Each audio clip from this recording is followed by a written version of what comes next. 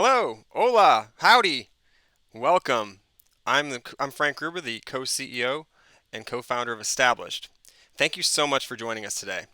This is a very unique situation and a very new thing to us, so please bear with us as we do our first ever virtual Startup of the Year pitch competition.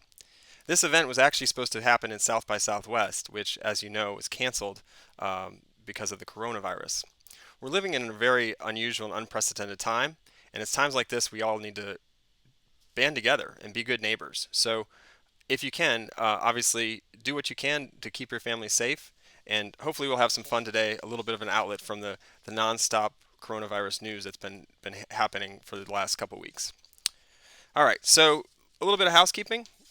I was supposed to be joined by my co-founder and co-CEO Jen Consalvo, but unfortunately, one of two things happened. We had our child care and backup child care all come out sick today. So unfortunately, Jen can't join us. She's taking care of our little one. And so therefore, I'm going to try to do my best to do everything I can to exude everything that Jen would exude and bring to this live event. So we basically drew straws, and you got stuck with me. So bear with me.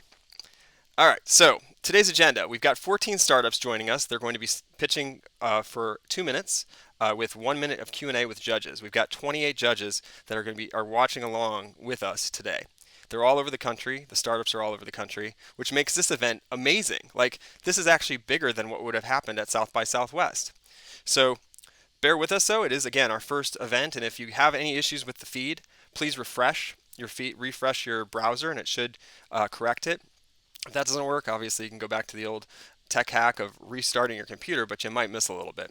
But thanks to the fact that we're on the internet, you'll be able to rewind and fast forward and catch up. All right, so there's a couple things happening. We've got our People's Choice, which has been happening online for the last week or so. All the votes are closing at the end of the pitches, so there's still a chance for you to vote for the 14 startups that are out there. If you want to check that out, you can go on the internet in a different browser. Stay tuned to this.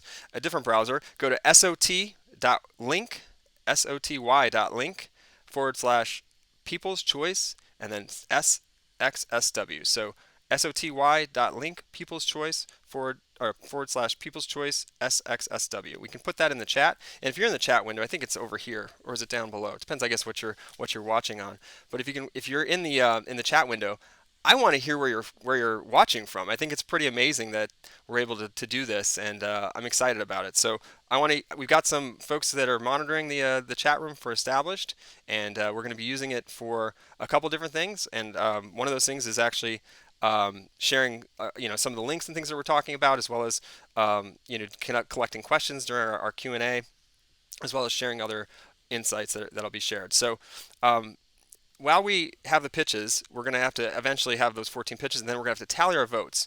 We're going to have to tally the People's Choice. We're going to have to tally the judges' votes. And during that time, I'm going to share a couple of little tips and tricks that we gathered over the last 10 or so years of working remotely. Both Jen and I have worked remotely for over a decade.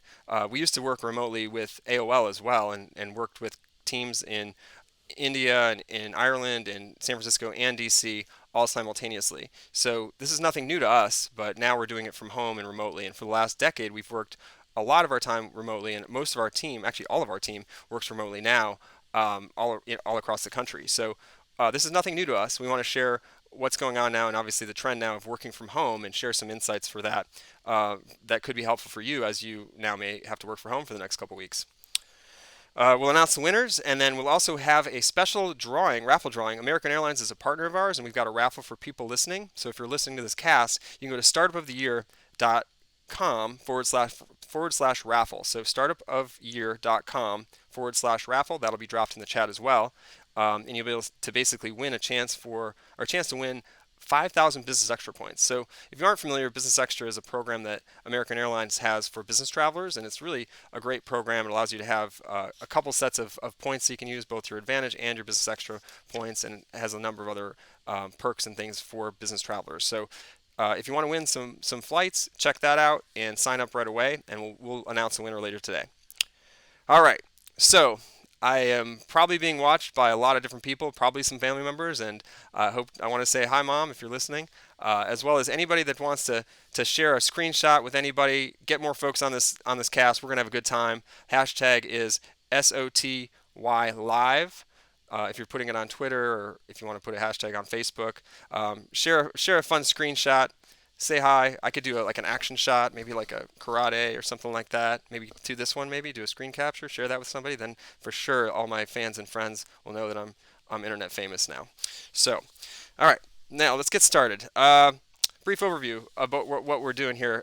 Some of you may know me from my days at Tech Cocktail, where we brought together communities at events all around the country. We transitioned that company into a media company, Tech.co, and then eventually the media portion was acquired. But that didn't stop us. We continued to move forward with a new company called Established, and we built up the Startup of the Year program. And we've been doing this kind of event and different things in the startup space for over a decade. So Established now offers this ability to we do some consulting and work with different organizations to help source companies and find great startups and connect them with startup opportunities. So we're kind of like a point guard or a connector that can connect ecosystems and startups to the folks that are looking for those types of companies. So obviously super passionate about the space and been doing it for a long time, over a decade. So along the way, though, we meet a lot of startup founders in great cities all around the country, and we want to help startups. We want to help startups build those bridges and those connective tissues to be successful. Because unless you hear a lot about the coast, San Francisco and New York and Boston has a lot of that connective tissue, but around the middle of the country, there's an important need to be connected, to find the people that could help you as customers, as partners, as mentors, and whatnot. And that's what we do with our Startup of the Year program. So if you're not familiar with it, you can go to startupofyear.com and find out more information about it. We do also offer some other things to help them, help companies, help founders, and even help VCs connect with startups. So we've got our Startup of the Year podcast, which we've done a number of episodes and interviews. If you want to find out more about that, you can find it basically anywhere that that podcasts are provided. You can learn more about Startup of the Year podcast, but I'll give you a link, soty.link/podcast, soty.link/podcast. We try to do one a week. We've got some great interviews on it with different thought leaders and investors, as well as startups that are sharing their stories around the country. Folks like Steve Case and Mark Cuban and some of our judges that are even going to be judging today, like Sarah Kunst and others, have been on our podcast. So check that out. Kind of another connective tissue tool that we created is called Daily Deal Flow. You can check that out at soty.link/DD. And what it is it's an email that we put out every single weekday. And what that does is it allows a startup to basically get pushed out to a group of potential investors that might be interested in writing them a check for their early round. So we try to really make that connection happen, and we've had companies be found and invested in from that email. So if you're interested in pitching your startup, definitely go to soty.link/DD. It's the Daily Deal Flow, soty.link/DD. If you're an investor and you want to find more deal flow, go. It's free on both sides. We're just trying to help connect people online. So next up, we've talked a little bit about the Startup of the Year already, so I'm not going to. You're here because of that program, but more or less it's a year-long program. We do it annually. I've been doing it for over a decade in different forms, but more or less, we start at the beginning of the year, do a big application call out. We get thousands of applications. We vet them down through events like this. So some of the companies today will be vetted and end up at our finals in the fall.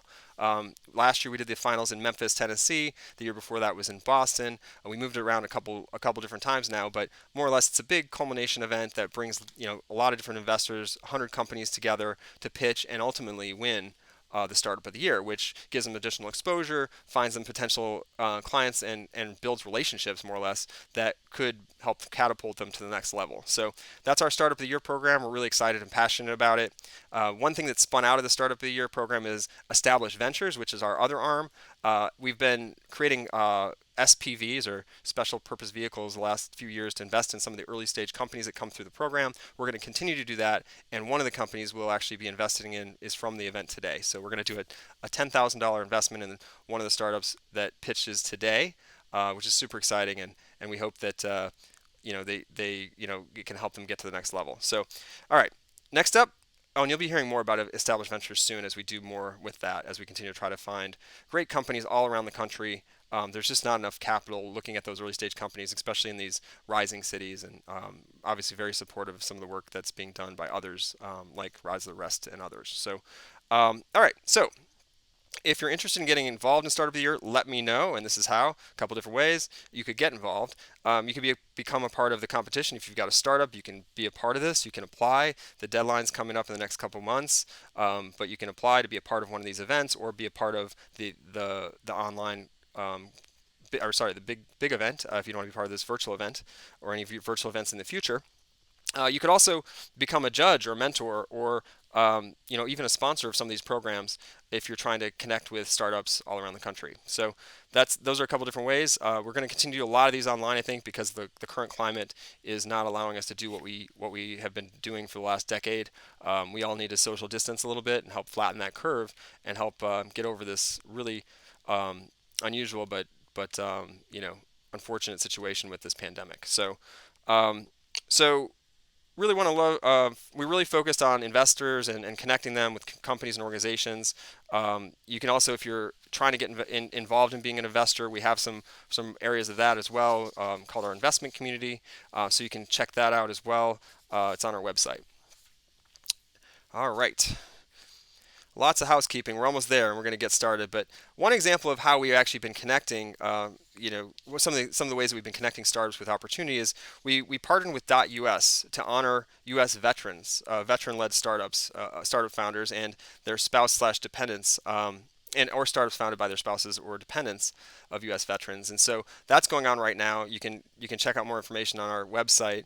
More or less, we're gonna pick up to 10 companies to compete for $10,000 of non-dilutive capital. So another opportunity for a startup led by a veteran or a spouse or dependent of a U.S. veteran, and you can learn more about that. And we're really excited about that partnership with .us, which actually is also giving away .us domains, and I've tweeted it a couple times. At Frank Gruber on Twitter and as well as on other channels, we've got the link for that. But more or less, you can get a free .us domain right now. So if you have a great idea and you want to start it and you want it to be a .us domain, they're giving away domains for you to do that. So that's a pretty amazing opportunity. And Established is actually using two .us domains. If you go to established.us, it's a .us domain. If you go to est.us, that's our other US domain. So we're supporters of .us, and hope you can check that out if you're interested.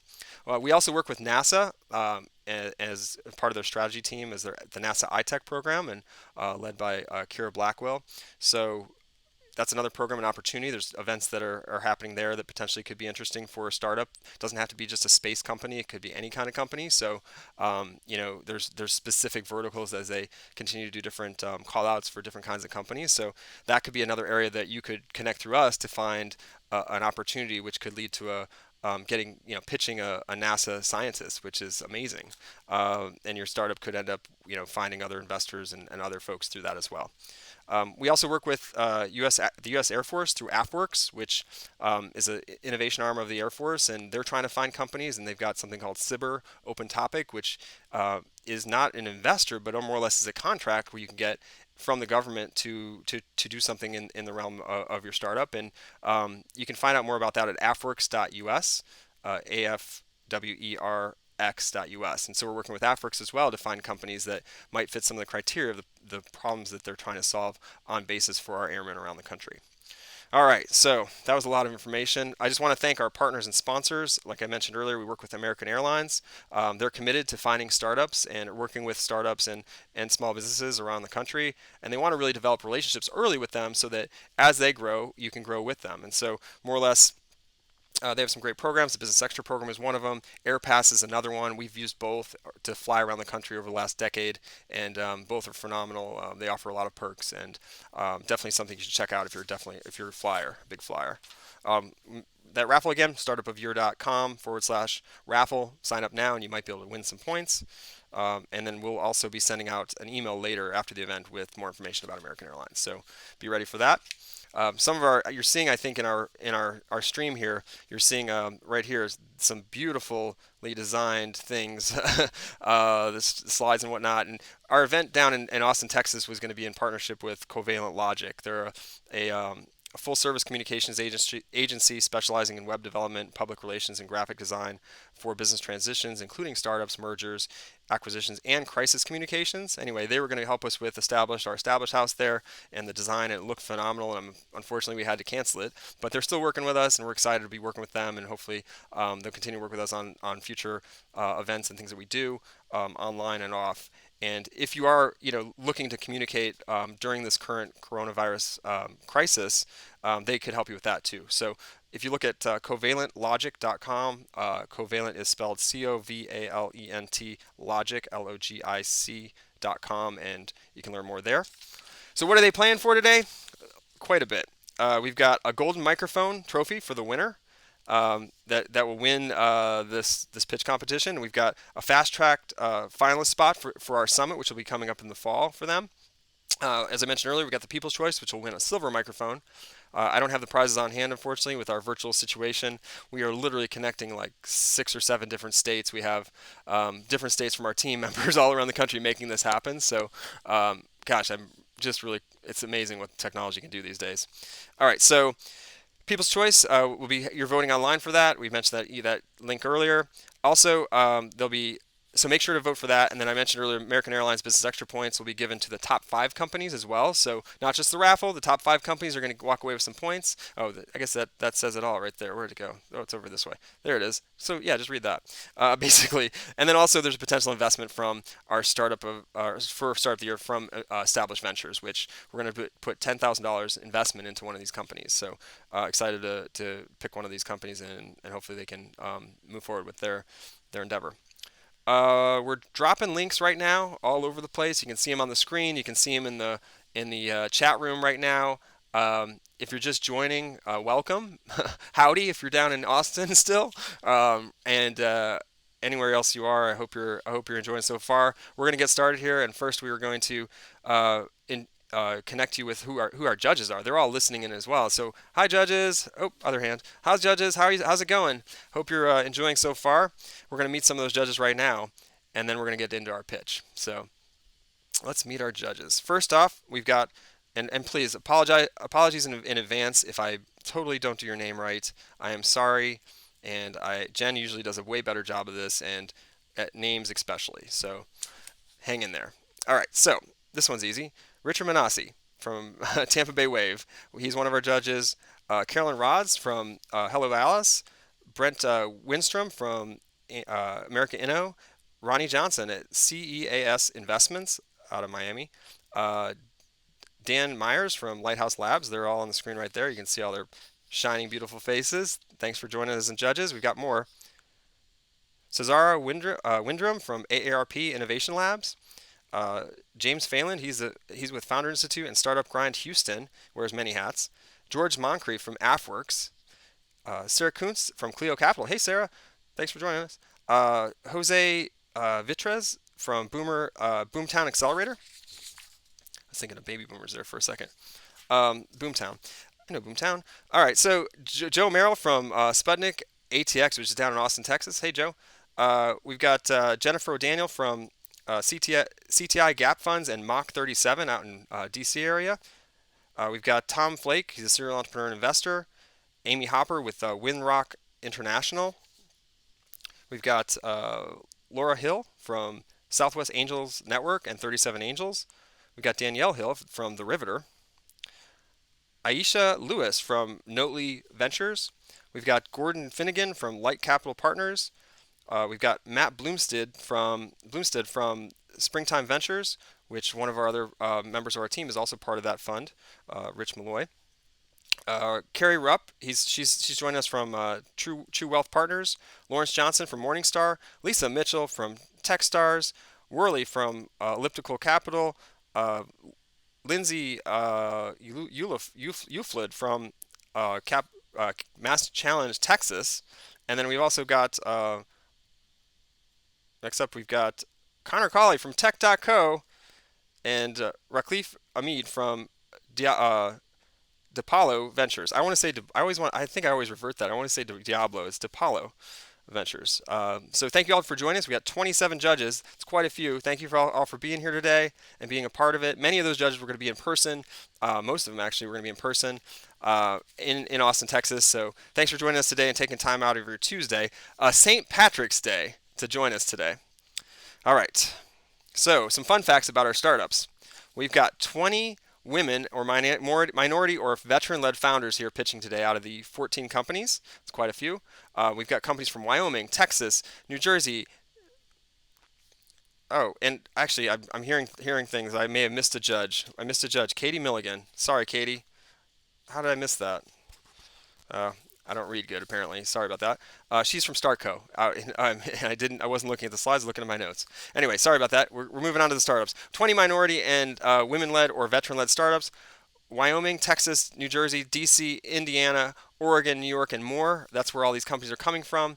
We've got a variety of verticals for these companies, and we're super excited to have them. So each company will get 2 minutes, and then there'll be a short Q&A with our judges. So judges, be thinking about your questions as they're pitching, because you're going to have to type them in to the chat room, and we're going to pick them up, and they're going to, I don't know, I guess send them to my brain somehow, and ultimately we'll ask those questions, and we'll get those questions answered real time for you. All right, so after the startups are done, we're going to be tallying the votes, and while we do so, I'll be entertaining you with some magic tricks and other fun facts. But actually, none of that's actually going to happen. I'm actually going to be sharing some fun tips about working from home, because we've been working from home for over a decade. So, all right. Who's ready for some pitches out there? Pitches. All right. All right. Our first pitch is coming from New York, New York, New York. It's called Canary. It's very interesting and very timely for this current state of our country. So let's listen up. Hi, my name is Reyes. I'm the CEO and co-founder of Canary. And at Canary, we're building an AI to monitor changes in a person's voice or cough over time, to track diseases such as COPD, bronchitis, as well as infectious disease, such as the COVID-19 outbreak. Using our app, patients can upload a sample of their cough to our servers. They can also tell us a little bit about how they're feeling, such as the severity of their cough, the wetness or dryness of their cough, and whether or not they experience pain or produce sputum while producing that cough. From there, our algorithms in the cloud monitor changes in their cough over time and report back the information using a chart that patients can interactively use. All of this information gets synced to a physician's dashboard, where physicians can get notifications on whether or not their patients are improving and which patients need further treatment or further help in managing their respiratory health.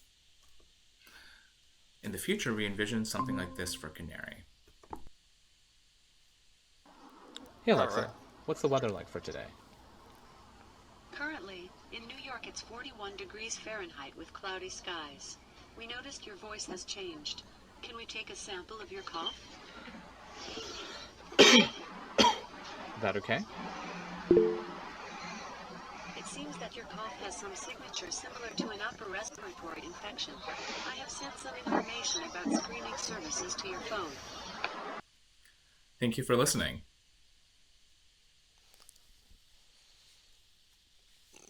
All right. Now we're transitioning. That was a great pitch. Really interesting and timely for what's happening right now, as I clear my throat and let me take a sip as well. Um, okay. Okay. So my first question for you is coming from the audience is, who pays for this and how do doctors access it? Can you hear me? Yeah. First, introduce yourself too. Sorry. Yeah. Introduce yourself. There you go. Yeah, I'm Ray. I'm the CEO and co-founder of Canary. I think just repeated that earlier. Hmm. And I believe the question was, who pays for this? Yep. So the payer system in the United States is somewhat complicated. We're first going after insurance companies through reimbursement codes. Right. So there have been recent CPT or effectively billing codes. Okay, hold on 1 second. I guess we're having our first technical issue, which is amazing. How far are we in already? This is our first one, so just hang 1 second while we make sure people can hear you. Okie dokie. All right. And yeah, so as we wait, the question is going to be around that, and then also around the revenue model. So I think that's what people are chatting about over in there on YouTube live. So once we get that back, okay, give me a quick hello. 1, 2, 3. Hello, 1, 2, 3. Hello, 1, 2, 3. Okay, 1 second. Sorry, hang with us. Should I change like the microphone? No, I can hear you great. It's just you're good. You're all good. So um,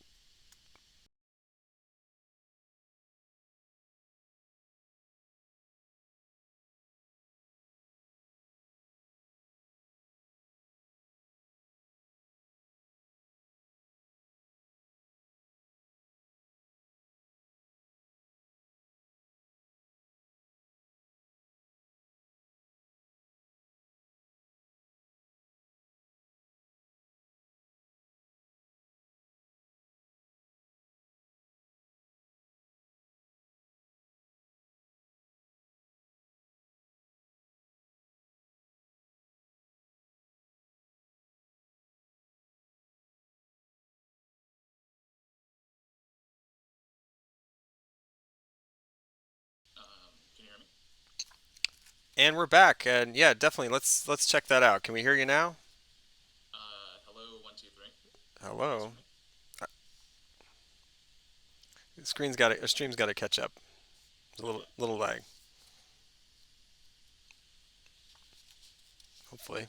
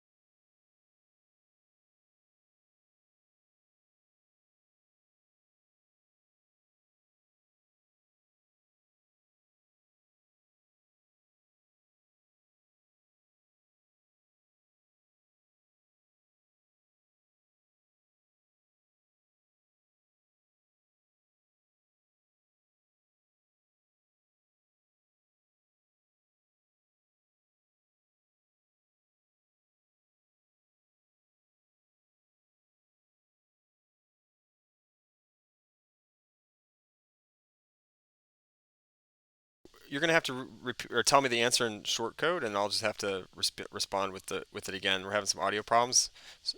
So, Okay. welcome back. We're dealing with some miscrossed wires. It seems like out there on the interwebs, and we're trying to clear it up, and we're continuing to work on that. But in the short term, not to hold anybody up, because I know everyone wants to stay punctual here. We're gonna actually repeat the question, and then I'll repeat the answer. Unfortunately, you can definitely see. We had every intention of having him join us live. We're having some problems with his audio, so he's over here. Yeah, so right here. All right, so the question was really about revenue model. If you could share a little bit more about the revenue model, and I'll try to transcribe that as best I can. Okay. So the healthcare landscape in the United States is fairly complicated. There are many different payers. Okay.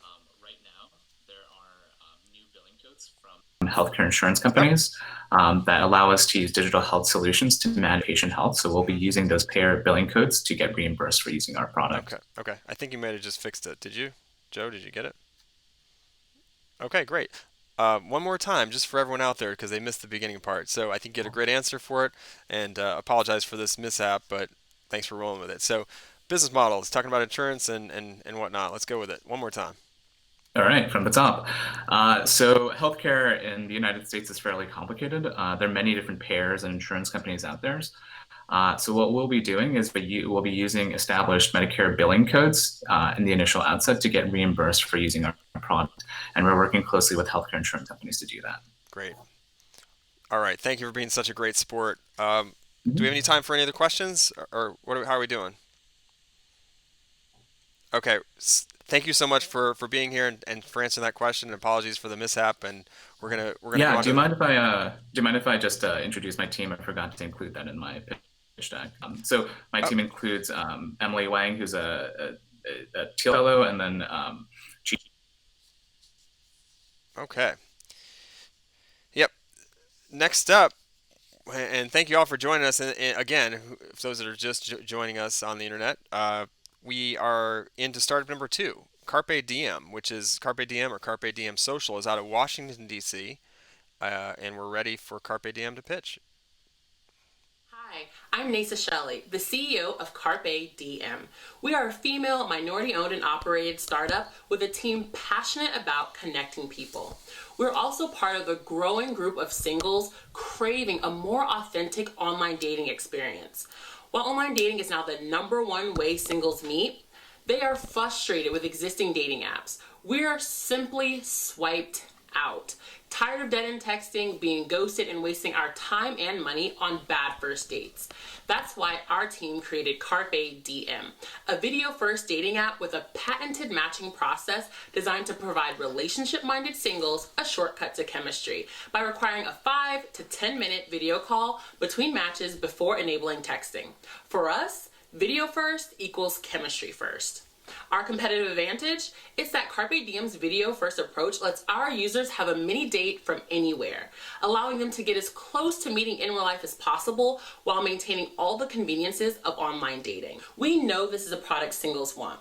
Carpe Diem launched in February of 2019 and with little to no marketing spend. I mean, we are seriously bootstrapping this thing. We've acquired over 7,000 installs and are growing nearly 20% quarter to quarter.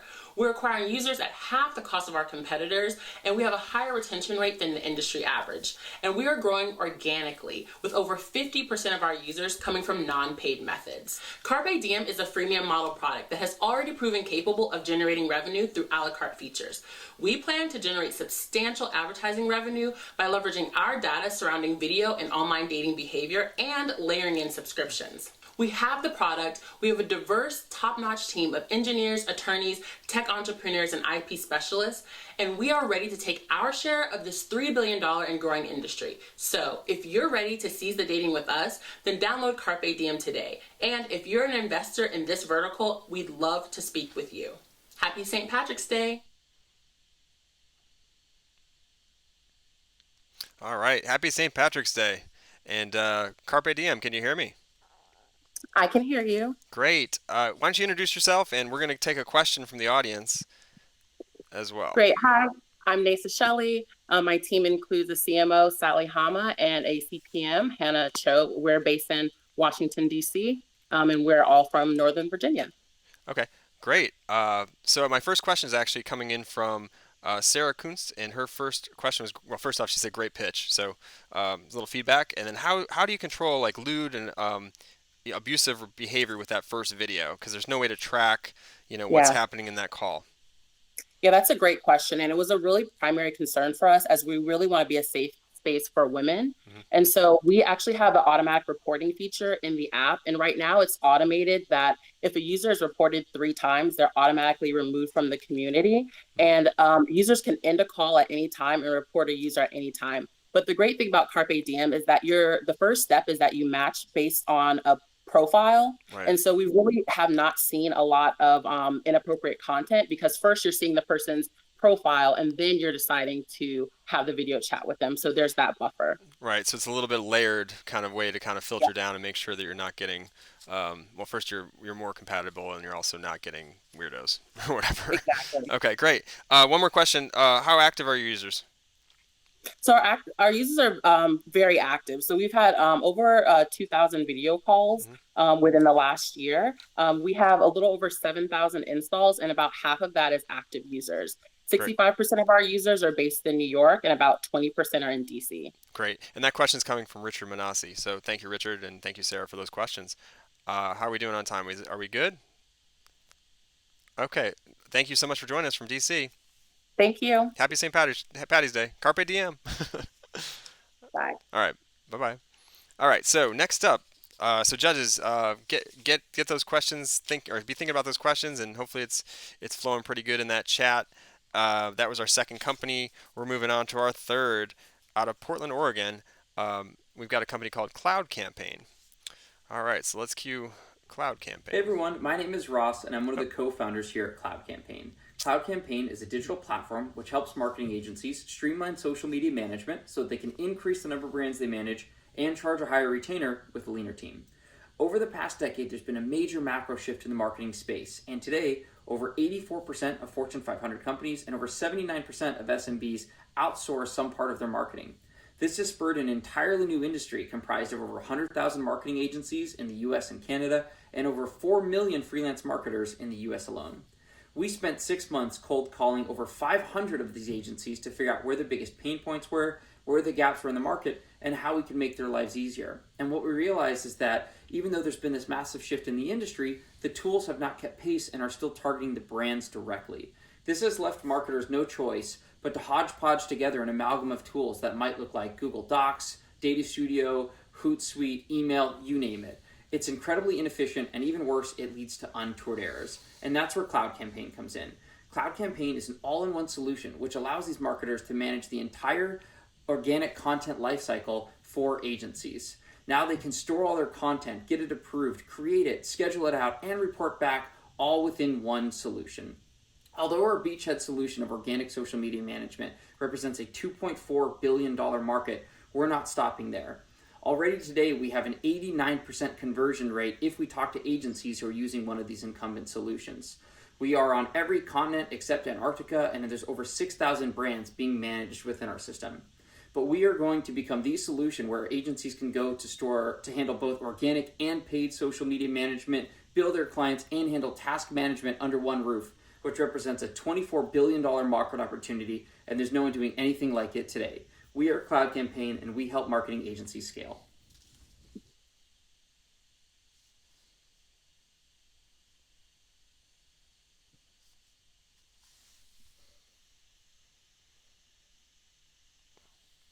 all right. And we're live again here with this question with Cloud Campaign. Can you share a little bit? Well, first off, who can you hear me? Okay. Yep, I can Okay. hear you. Okay. Cool. Can you hear me? Yep. Perfect. Definitely. All right. And you're in Portland, Oregon. Is that where you're calling in from? I am. Yeah, Awesome. it's sunny, so you'd be surprised. Oh, nice. It's rainy here. Okay. So, quick introduction, and I've got a question for you. Yeah, Ross Gray, COO and co-founder here at Cloud Campaign. Awesome. Thanks for joining today. So, question is: are agencies using Cloud Campaign in addition to other tools, or is it replacing them? Yeah, so our whole goal is to supplant agencies having to use multiple tools. Hmm. So oftentimes when they come over, we are able to get them off of using 5 tools and onto one. So we just completely replace what they're currently using. Okay, great. What's the pricing? Just so I have an idea.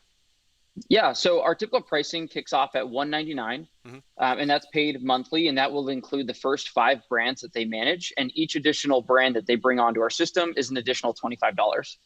Okay, great. And how's growth? Yeah, we've been growing by 20 to 30% month over month. And our clients typically manage anywhere from 2 brands. Our largest client manages over 1,000 brands. Great. All right. Thanks so much for joining us. We'll have the judges take their tally, and appreciate you joining us from Portland, Oregon. We're coast to Awesome. coast now. Yeah, thanks. All right. Take care. All right. So judges, get your questions ready. Those that are listening in, there's a couple housekeeping things. We're already through 3. We've got a few more, but you can be asking questions in the chat. You can be sharing this with the hashtag SOTY, but live after it. Live is the hashtag, and you can share that out to your Twitterverse or wherever you share your stuff. We'd love to have more people coming in. All right, so next up, we have got out of Washington, D.C. again, we've got Collective Liberty. There are over 40 million people trafficked at any moment each year across the world. 79,000 of those people are youth sex trafficked just in the state of Texas.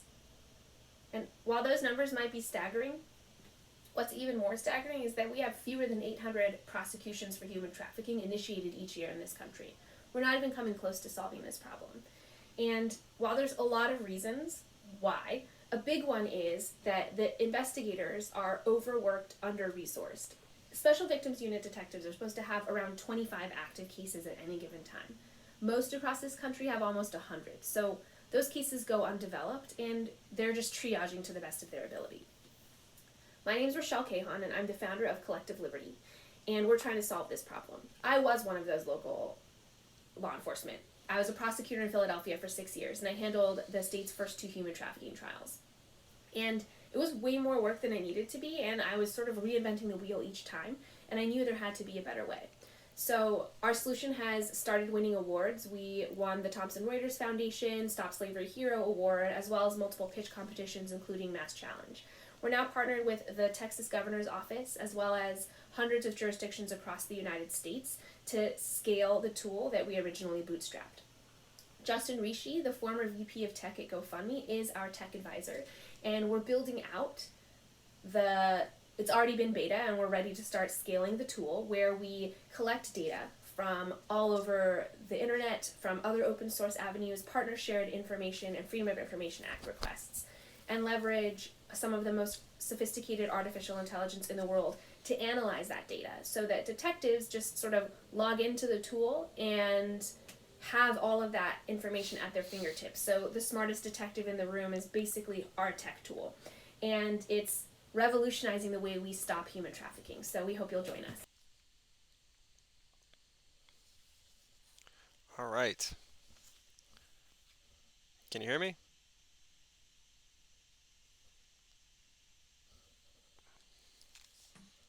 Oh, Yes, sorry, I was muted. okay. All right. Thank you. So are you in Washington D.C. as well? I am quarantined in Austin because I took my South by flight anyway. Oh, wow. Oh, I'm sorry to hear that. Well, hang It's in, fine, I'm happy. hang in there. Well, that's important. Stay happy and do what you got to do and be safe. All right. So first off, introduce yourself, and then we've got some questions for you. Hi, my name is Rochelle Cahan. I'm the CEO and founder of Collective Liberty. Thank you all for being here. Thank you. All right. So first off, I appreciate this. What you're doing. It's obviously a big problem across the country. So thank you for doing what you do. Um, First off, can you share a little bit more of traction? Like what have you seen so far, and what are some big partners that might be good for you? Absolutely. So, our traction so far, we've focused at the local law enforcement level, Hmm. and we have been working with 205 cities in 31 countries in North America and Europe. Oh wow. We've trained 7,000 investigators and helped them arrest over 1,000 human traffickers. Hmm. And just far this year, the past 10 weeks, we've helped identify 23 victims of human trafficking. That's amazing. Really applaud you for what you're doing. No, seriously, it's a really big deal. Okay, so we've got some questions coming in. Um, so Carrie Rupp from down in Texas as well says, "What does the solution actually do? What are the benefits? What's the business model?" And Lisa Mitchell also echoed, "What's the business model?" So we We're a want to know the nonprofit. business model. Yeah. We are a nonprofit, Yeah. and we do a sliding scale fee for service with the government agencies that we work with based on, like, for example, we're not going to charge Indianapolis the same we might charge NYPD for the trainings and access to the resources. Also, we realize as a nonprofit, we really need to diversify our income streams. Hmm. So this data is relevant to major travel institutions as well as financial institutions because they have executive orders to identify fraud, money laundering, and violent crime in Hmm. their areas. And you might have noticed just 2 weeks ago, the FinCEN out of the Treasury fined hundreds of millions of dollars to financial institutions for failing to identify that activity. And most human traffickers, since it's illicit funds, are engaging in financial crime. Oh. So fee for service access to our data and the intelligence analysis around it would be significantly higher with financial institutions. Hmm. We're currently working with 3 right now. And as we continue to scale the tool, the fee for service will be significantly higher with those institutions. So, nonprofit trying to also monetize. Got it. Okay, great. Thank you so much. Really appreciate you joining us and doing it from Austin, even though you're based out of Washington D.C. Be safe down there, and sorry we're not there with you. Yeah, thank y'all. We're glad to be here anyways, virtually. Yeah, exactly. Thank you. Thanks so much. All right. So that was our fourth startup, and that was Collective Liberty. Liberty. And next up, we've got a company out of Indianapolis, Indiana, so middle of the country, ConvertInsight.ai. So let's hear it from them. Hi, I'm Ganesh Gandhishwaran, CEO and co-founder of Conversite.ai. We are empowering businesses to gain real-time business insights through natural conversation. Corporations are deploying new digital systems every day. These systems have improved productivity but created a huge data explosion. If business users could easily access this data, their efficiency would skyrocket. Despite spending billions of dollars in capturing data, 80% of business decisions are made without insights today. We all carry a smartphone to access information easily. Why not we have this ease of access in the business?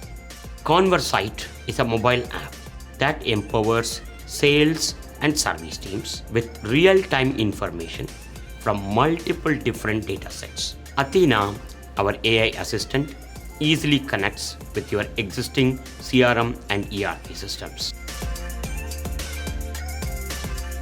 It's very easy to use. You just need to ask a question, get the insights, put it in a dashboard, share it internally or with your customers. Available everywhere, at home, in the car, at work, through voice or text. Athena allows the users to instantly receive the data they are searching for.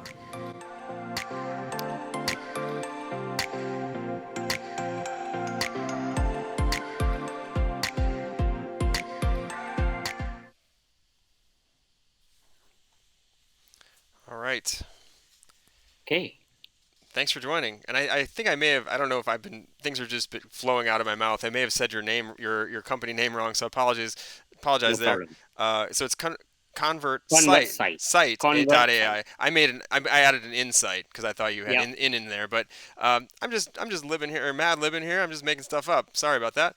No So problem. thanks for joining us. I really appreciate it. So why don't you introduce yourself? I know you just did a minute ago, but maybe for those that didn't catch that, who you are and where you're located right now, and if you're, it sounds like our last caller was actually quarantined or self isolating, stuck in Austin. Are you in Indianapolis? Yes, myself, I'm Ganesh. I'm the co-founder and CEO of Conversite.ai. I'm in Indianapolis, quarantined at my house in my basement. Oh wow. Okay. So our first question is coming in from Joseph Merrill or Joe Merrill out of Sputnik ATX. He's got a question that says how different is this from Domo or similar platforms? So Domo or similar reporting platform, someone, a developer or a business user themselves need to go create a report. Hmm. Whereas here, a natural conversation. Think of you are asking, Alexa, or you are asking Google, who are my top 10 customers? You're just asking a question and you're getting insights without a need to somebody put together and develop it. Okay. Um, I think, okay, one more question. If time, let's see. We got a little bit more time. Let's see. Lisa Mitchell, what's the go-to-market strategy and status of the progress? Yeah, so it's a platform as a service based on the number of users in the enterprise. From a traction perspective, we have close to 50 odd customers right now. We made last year, 2018 was 200K revenue, and then we grew to a 900K revenue quickly. So primarily a platform as a service. Our go-to-market is we have an internal sales and marketing team, plus we have 9 partners. Hmm. Some of the ERP companies are partnering, and their platform can be powered with Conversite. Did you say 90K of revenue? Is that top line revenue or? No, we have 900K Oh, revenue, close to a 900K. million dollar. Oh, Yeah, close to $1 million. Okay, great. close to a million. Great. All right. Thank you so much. Appreciate you joining. Thank you. Thank you. All right. So that's convertsite.ai out of Indianapolis joining us a moment ago. We're going back down to Austin, Texas for this next one. They're actually based there, they're not stuck there. So next up, we've got earbuds. Sounds interesting. We all have ears. Hi, my name is Jason Fox, and I'm the founder of Earbuds. As an offensive tackle in the NFL, before every game, my teammates and I would throw on the perfect playlist. Headphones on, we'd walk out of that tunnel into 80,000 fans and millions more watching on TV. I wished everyone could be in that moment. It turns out they want to. As Michael Phelps sat behind the blocks during the last Summer Olympics, headphones on, 23 million people tweeted asking, what is he listening to? There are infinitely more of these music moments. Imagine how many millions want to know what The Rock is listening to when he's up at 5 a.m. in the gym, or what Taylor Swift is listening to before she hits the stage. These moments used to go uncaptured, but today, earbuds puts you in their headphones listening along live with them. Earbuds is the first and only platform that allows you to share and discover music together no matter what music service you use. All you have to do is download the Earbuds app, sync your existing music service, and start listening in with your favorite people. Earbuds is not just for celebrities. It's about going on a run together, snowboarding with your friends, or just connecting with that coworker that always has the best music. It's about being in their world at that moment. Even in the age of algorithms, 82% of music is still found from your friends and network. That's why Good Morning America named us the best app to run to, and we currently boast a 4.9 App Store rating. In fact, just last month, as MVP, Patrick Mahomes was warming up minutes before the Super Bowl, people from around the world joined, listening with him on earbuds. Thank you. Wow. Can you hear me? I can. Okay, great. Thanks for Can joining. you? Are you down in Austin? I'm actually back home in Fort Worth, Okay. but we're based in Austin. You're based in Austin. Okay. Hunker down out there in Dallas area. So first, introduce yourself, and let's talk a little bit more about your company, Earbuds. Absolutely. My name is Jason Fox, and I'm the founder of Earbuds, based in Austin, Texas. Great. This is really cool. I mean, I'm a huge sports fan. I think it's really neat to be able to listen along. So let's see what kinds of questions we have here. So first question, and I know there's a little bit of a lag, but I just got it in hot off the presses here. First off, we've got what's the revenue model? Laura Hill asked that question. Yeah, absolutely. There's two revenue models as we grow. The first is sponsorships, as we've had X Games, NFL players, hip hop artists, all types of influencers on our app. Brands and labels have approached us interested in sponsoring that content, where 80% of that the revenue goes to the influencer, and Earbuds takes a 20% platform fee. And then also when an influencer posts about us, 30% of our downloads will actually sign up for a free trial of Apple Music, and we actually get a 10% affiliate fee per user. So every 10,000 downloads will equate to $30,000 of revenue for us. Pretty cool. That's really cool. Okay, so I guess the next question is from Richard Manassi from Tampa. Let me see what it is. It's okay. So the music vertical is complicated when it comes to rights and licensing. How are you guys doing deals, or how are you dealing with that? Because I know there's always been that kind of tension there. So share a little bit more about that. Absolutely, and that's the best part about earbuds is we don't touch licensing at all. We sit on top and lay a much better social graph and connect users on top. So the music licensing is just properly passed through and attributed to Spotify and Apple Music, and we've aligned that. And as you saw in the video, where we're just allowing users to connect with each other on top of that. And I'm happy to announce on Thursday of last week, Pandora just invited us as one of their first API partners. So we'll be adding Pandora to our agnostic service as well soon. Okay. One more question, just curious. Who are you most buddying up with out of those like three? Just so I know, because that seems like an acquisition target if it's just laying over a social graph. Absolutely. I I think all three have expressed interest, and there's been even others. Facebook has expressed interest as well because they want to be in the music scene without dealing with licensing. So, Right. I think we have a good relationship with all three. We'll just see who decides to take it out when we get there. Okay, one more question. Do you think that streaming services will ever ask for a royalty fee?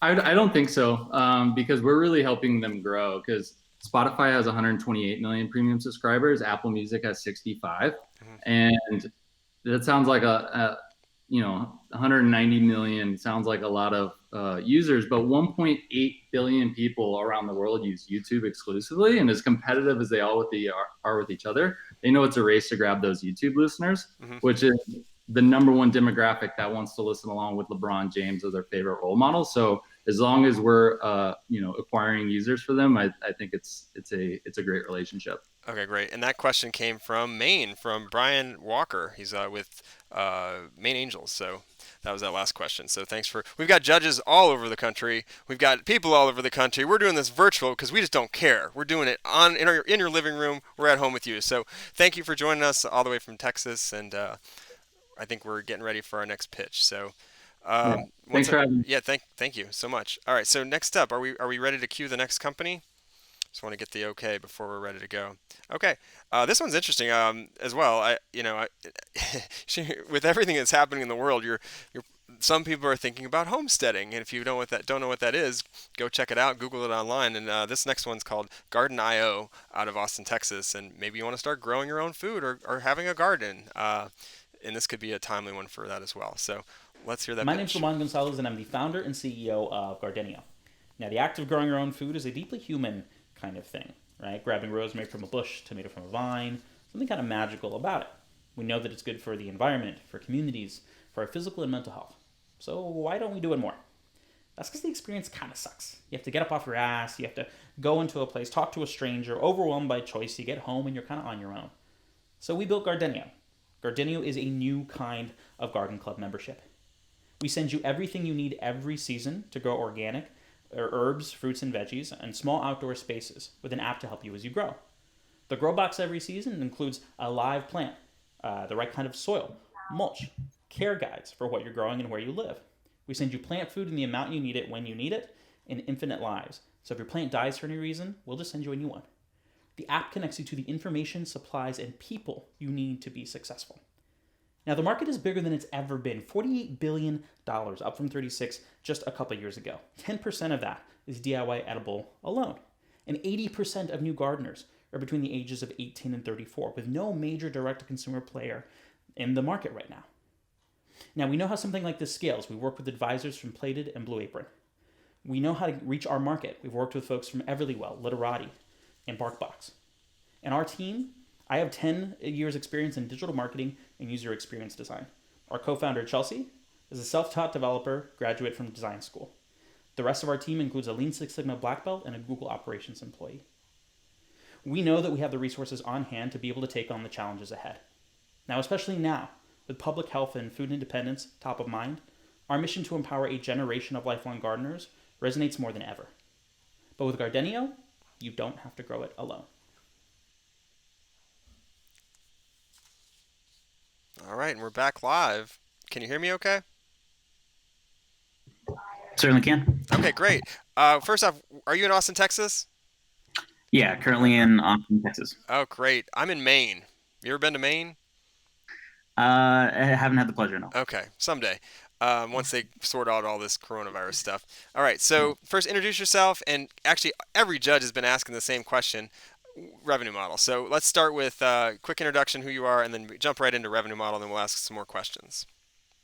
Yeah, I thought about getting ahead of it in the chat. My name is Ramon Gonzalez. I'm founder and CEO. My team is Chelsea Shaw, technical co-founder, Madison Matthews, operations director, and fractional CFO Dylan Zwick. So as far as revenue model, we work on a seasonal membership model. And so that the first season, we send you 3 plant kits. That's all the things you need, like in the video. And with all the extra perks, infinite lives, plant food, etc., that is $75 for the first season. Then every season after that, we send you a new plant kit with the same support, and that is $45. Okay. Yeah, we're able to make a 50% margin on that. That's amazing. And what if I wanted to build like a 20 foot by 20 foot garden, how many kits would I need? Yeah, we wouldn't be the model for you there. We're starting. That's actually how I started. How the idea came up. I had a garden bed that I wanted to fill, Yep. and a smart way to fill it. But we target 18 to 34 urban metro areas, particularly like apartment gardeners, patio gardeners, balcony gardeners, Got it. all container. Okay, so let's jump into some questions from our judges. So first off, we've got Heidi Burns, and she says, "How do you compare to Let Us Grow and other competitors? What's your primary differentiator?" Yeah, we know Let Us Grow really well. There's kind of two categories of competitor. There's big box folks like Home Depot and Lowe's. They take about 64% of the market. They're the experience that I characterized in the beginning. That's really high friction. You have to go into a place overwhelmed by choice, etc.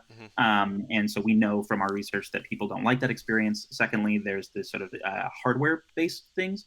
Largely out of New York, Let Us Grow is out of Austin. Oftentimes they're prohibitively expensive. So even just an initial kit for them is like $350 to start. They go up to about $1,500. So this is not for the beginner gardener. So it's a different subset of the market. They target restaurants as well. Again, we know them well. We've seen them around town a lot. But the biggest thing is that that experience is not only plastic heavy, which is not particularly in vogue right now, but it removes you from the experience of growing your own food when it does it automatically. And the people we talk to and resonate most with really like that we're zero plastic, everything is organic, sustainable, even our containers are made out of rice hulls. So very meaningful differentiators there. Gotcha. So you're going a little more organic, a little more sustainable. That makes sense. We got one more question for you. It comes from Amy Hopper. She said, lifetime warranty on plants sounds expensive. Interested to know the economics as well. I don't know if you saw earlier when you were panning away. I've got some plants that are not looking so good. So lifetime, lifetime. I might need the lifetime warranty as well. Yeah. We're very clear to not talk about it in terms of a warranty or like insurance or anything like that. That's the least sexy thing we could do. So the fine print there is it's within the first season. So within those first 3 months, if it dies, we want to send it to you. And so the reason we do this is one for the experience of the fact that people are scared of killing their plants and that'll keep them from buying. And so Infinite Lives is a really great way. That's usually the clincher for us to get people in the door. The backside advantage of this is that as long as people are growing, they're continually customers, right? So we're about creating lifelong gardeners. So you can kind of look at it a little bit as like the Harry's razor sort of model, where if you're growing, then you still have a need for fertilizer, you still have a need for pest control. And so it actually benefits our economics in that way. That said, we're early on in that. It could totally, tank us, but we actually don't anticipate that. Also because as a user experience designer, having done this for the past 7 years, we know that people actually leveraging things like that, it will actually be lower than we anticipate. There will be some bad actors, but we have plans to guard against that. Awesome. That's great. I love it. Thanks so much for joining us. Really appreciate it, and I love what you're doing. Thanks, guys. All right. Take care. All right. So we're through 7 companies. We've got a few more to go here. Next up, we've got Oi Health out of Morristown, New Jersey.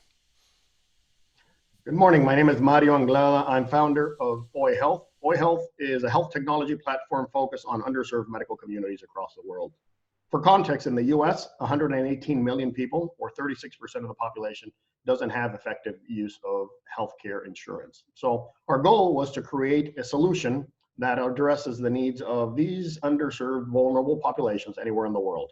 And our starting point is chronic condition focus. So here's our Oi Life kit. This kit is a self-contained diabetes management tool. Once we put this kit into the home of a consumer, that consumer has access to diagnostic and assessment tools, all the devices and all the medications needed to manage their conditions. And we do that in a supportive remote monitoring telemedicine component. So consumers get the box, we are able to guide them from screening, diagnosis, and treatment protocol development, all the way through taking them every single month through their condition journey.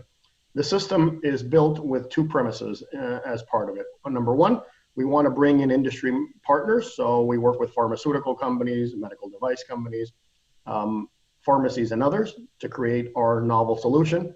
Those kits are available to consumers today at $100 for diabetes. That means that a diabetic patient in the US with our kit is able to manage all their needs with $100 as a starting point. Over the course of time, we plan to extend into other chronic conditions. And our solution is simple because if you cannot afford to manage a chronic condition, that is a cost burden for the whole healthcare system. So we started there. We work through unions, trade groups, pharmacies, hospitals, clinics to deliver our kits to their patients. And at the end of the day, our expectation is that a patient that has a chronic condition from now on won't have to choose between their medications, their device, their testing needs, and have everything home delivered at a very low cost. So I hope everybody has a great rest of your day and that you stay safe during this crisis. Take care. Pleasure talking to all of you. Good day.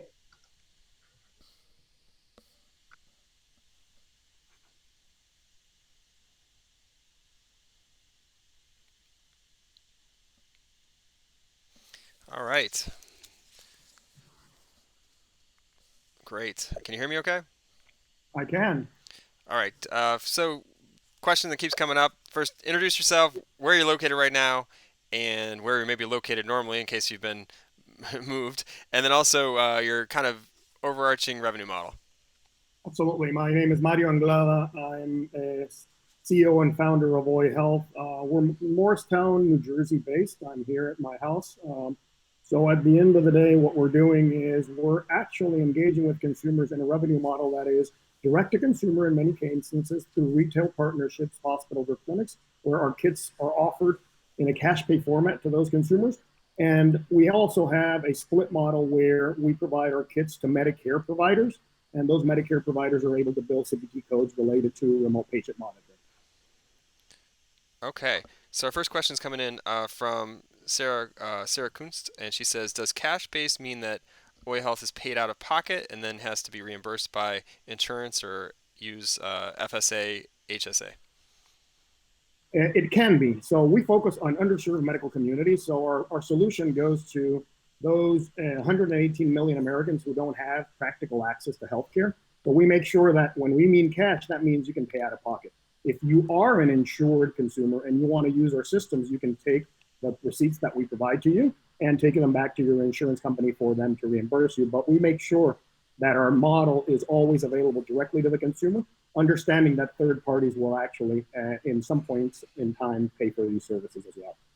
Okay, so next question is actually coming from Brian Walker. He's asking, what traction do you have to date, any revenue to date? We do. So right now we have signed contracts in Puerto Rico, South Carolina, and New Jersey for over 1,000 patients on the Medicare monitoring sphere, and that's a lifetime value of about 1.7 million over the next 3 years, which is our cycle model for contracts. Direct to consumer, we work with institutional partners, pharmacies, pharmaceutical providers, and the like. And we're closing deals to put this into retail, specifically in the Los Angeles market, focusing around Hispanic consumers there. Interesting. And that's work in progress. Should be closed fairly Okay, one more question. Are you similar to Good RX? Is that similar to what you're doing? Well, we have a combined ecosystem. So we can provide a consumer the care management from a telemedicine or remote monitoring perspective. We can also provide them all their kits and their interconnectivity to be able to do that. And lastly, we offer low-cost medications. So we are similar, but we are a broader solution that addresses the needs of any consumer across the U.S. And we're operating as of today into 6 different countries. Wow. Okay, great. Thanks so much for joining. I really appreciate it. Nice. I love what you're Thank doing. you. Thanks. Okay. Great. So we're through 8, and before we get moved to the next, want to make sure that you guys ask your questions out in the chat. We're monitoring that chat. Thank you to the judges that are asking those questions. If anybody start thinking about them ahead as you're watching the videos so that we can get them in right away. That's a key. And then if you're watching along, there's over 200 people watching right now, and it's been pretty constant, over 200. So I want to keep that number going. Let's really challenge ourselves. So if you get a chance, please share this on your social, on Twitter, Facebook, whatever, with the hashtag SOTY. Not quite that large, but similar. You can scale it down a little bit, and then live. So SOTY live, and the link is startupofyear.com/live. So you guys know that because you're watching, but share that out, and we can all have some fun on this day. It's a rainy day here. I don't know what it's like where you're at. Maybe share the weather in the chat too. I'd love to hear what's going on around the country as everyone hunkers down during this unusual time in our national history. All right. So next up, we've got out of Washington D.C. This is going to go on into the gig economy and global community with language. So let's talk. Let's hear from Jeannie. Hi, I'm Kirsten Baker, the CEO and co-founder of Genie. Genie is a peer-to-peer global community of language experts standing by 24/7 to jump on a voice or video call to help you communicate with anyone without the barrier of language. Unlike other on-demand video interpreting services, Genie's service is delivered through a mobile app platform supported by a gig economy marketplace of language experts that we now have in over 100 countries. In fact, we're the only global gig economy model in the $57 billion language service provider market. Think of us as Uber or Lyft, but for language help and cultural advice. With just the tap of a button on our mobile app, we connect you to on-demand qualified interpreters on the screen of your mobile device wherever you are at any time of day. These are humans, not machines. Genie's removing the language barrier for day-to-day communication in order to increase global human engagement, collaboration, and innovation. As we have seen most recently, problems are not local and national anymore, they are global, and we need global communication to solve them. We have two primary markets. First, the over 250,000 small medium enterprise healthcare providers in the US, where Genie is improving patient-physician communication, especially in marginalized communities. Using Genie in doctor practices and clinics right now, we are reducing misdiagnoses and mistreatments. We're also increasing patient health literacy and satisfaction. All of these contribute to saving patients, their healthcare providers, and their insurance companies billions of dollars a year, and more importantly, saving lives. Second, Genie is the only video interpreting service providing deaf persons with on-demand access to American Sign Language interpreters for face-to-face communication with hearing persons right on the screen of their mobile device. As you might imagine, our service is being used across the US in these past few weeks right now by our limited English proficient and deaf patients, as well as our healthcare provider customers for medical consultations around coronavirus, as well as around other very significant medical issues. Thank you, South by Southwest, for your consideration, and may you all stay healthy in these challenging times.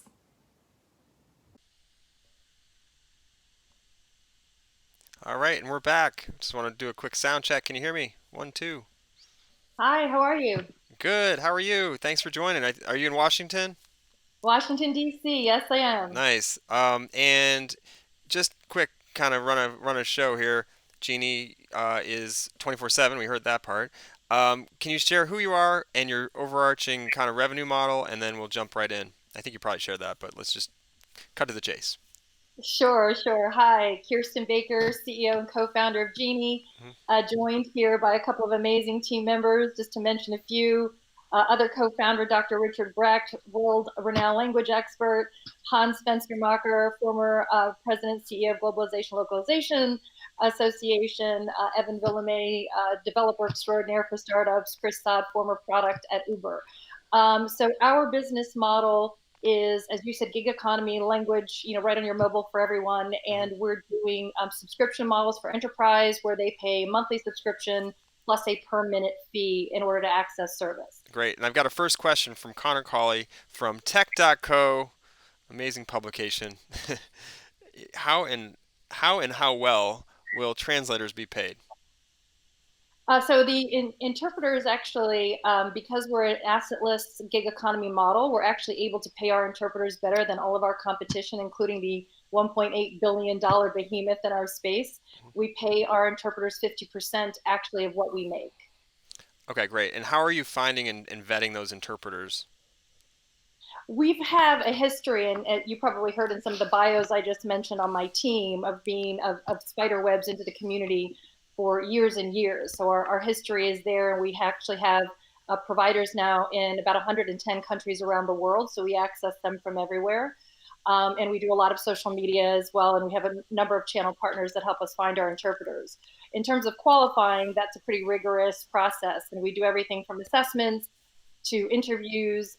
Providers have to do a certain number of customer calls before they, are actually officially vetted onto the system. And then, like Uber or Lyft, we have a star rating system as well. They have to maintain a certain rating in our system in order to stay eligible to work. All right, and coming in hot from the chat, we've got a lot of praise over there. So you're doing a great job. Thank you. Gordon Finnegan, how do you have? He's one of our judges. How do you have plans for hardware to use in consumer businesses, or do you have plans for hardware to use in consumer businesses? Gordon, again, do we have plans for hardware? Yeah, do you have plans for hardware to use in consumer businesses? Okay, if I'm understanding the message correctly, so we're on mobile devices, Hmm. and in our healthcare providers, they're using us on tablets and on handhelds. We are actually working with a partner now in Miami to supply some of those devices for them so that they don't have to. Hmm. There will be a desktop model coming out right now, but we're really kind of moving towards mobile for everyone at this point. Okay. Am I answering that hardware question correctly? I think so. And the next question, real quick, and I know because we're cutting short on time here. Next up, what was the? So this is from Joseph Merrill. He said, as AI improves its ability to do this, translation, how do you plan to compete? So are you watching the AI space as well? I guess is the question. We watch the AI space really closely, and understanding, of course, is what's happening between our heads. And while machine translation can overcome a couple of conversations, especially when you're in conversations regarding healthcare and very kind of critical mass, high risk situations, you don't want to trust any of those conversations at this point to machine translation. Accuracy is limited, although Hmm. coming along quite nicely. But estimates are even in 10 years, we'll only be at kind of 50% of a normal conversation, let alone anything that requires technical conversation. Okay. And then, of course, for our deaf population, which is a huge part of our consumer base, the visual and the cues are just essential. Hmm. And we're nowhere near to having a machine translation option for our deaf community. Okay. One more question, and as tight as you can answer it. How are you dealing with HIPAA? That's coming from Richard Manassi. That question. We love that question, Richard. Thank you. All of our interpreters are HIPAA trained. Our platform and our company are all HIPAA compliant, and that's Hmm. something we have to stay rigorously on top of, and we will. Great. Excellent. All right. Thank you. Thanks so much for joining. Appreciate it. All right. We are through. Let's see, that was 9 companies. That was Genie. That's from Washington, D.C. We're going to move on to number 10, which is No RX. They're out of Austin, Texas. And just to be clear, we don't generally have this many Austin companies, but because this event was going to be taking place in Austin, we skewed towards Austin a little bit more. They already were going to be there and whatnot. So as we do events in different places, and if we do more virtual events, we should have more companies from all over. Not to say that that's a bad thing. It's just we try to just really strive ourselves on geographic diversity as well as diversity of the founders and whatnot. So next up, let's hear it from No RX. My name is David Franklin, founder of NoRx. Medication mismanagement is a major problem in the healthcare field. Too many patients are either confused or don't follow medication schedule. The result is people stay sick. Doctors don't intervene because they are not aware of what is happening. Only patients know what drugs they take, when they take them, and how it makes them feel. This creates a huge problem. Too many preventable patient readmissions into the healthcare system. Patient readmissions cost the healthcare system hundreds of billions of dollars annually. My team at NoRx is on a mission to solve this. We have a mobile app that allows patients and physicians to proactively manage drug treatments with the opportunity to intervene and prevent simple problems from becoming major issues. For patients, we empower them through alerts, incentivize and reward them on completing their schedule, and build trust with their doctors. For healthcare providers, we empower doctors with greater knowledge, increase quality in the short time they have with patients, and help them lower readmissions. The NORX outcome, people stay healthier and readmissions are dramatically cut. Our business model is to provide the app to patients for free and use a subscription model for clinics to access patient-specific databases based on the number of users. We're well positioned with competitors. None of our major competitors offer personalized recommendations or wellness rewards. Our market opportunity is immense. In the United States, there are over 6,000 regional clinics and hospitals. Our potential reachable market is $350 billion. We have an experienced team composed of technologists, physicians, pharmacists, and nutritionists. Our present state is MVP. We're seeking introduction into providers, health institution, and pharmacy networks to conduct our pilot. Thank you.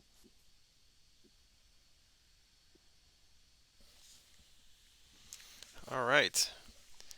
Just a moment here. We'll check the audio and get rolling with some questions. All right. So can you hear me okay? Yes, I can hear you. All right. Hi, David. So do you want to just introduce yourself briefly and then quick high level, one sentence or so business model, and then we'll jump into some questions. Yeah, David Franklin, NoRx, based in Austin, Texas. My co-founder, Dr. James Powell, is in Cincinnati. He's a clinical research physician. And you are in the most unique position right now. You're in a vehicle. That is right. I am parked. I'm doing some social distancing from home with a wife, 3 kids, 3 dogs, and a bearded dragon. Yep. I figured the car was the safe place. It's the quietest place in the house. Honestly, I totally can get it and understand. Okay, so let's dive into some questions. So, how do you drive user acquisition? That's from Sarah Kunst. Well, I appreciate the question, being that I'm in an automobile and you used the word drive. So 2 areas of that. We drive one through the physician and through the pharmacist because our platform side of the application has what's called what's in it for them. So we actually designed part of the platform to help reduce administrative fatigue and help the physician gain insights from the patients. Then on the patient side, we actually work with community outreach groups that deal with a lot of patients in general, and then just through general marketing through a customer acquisition standpoint. Gotcha. Okay.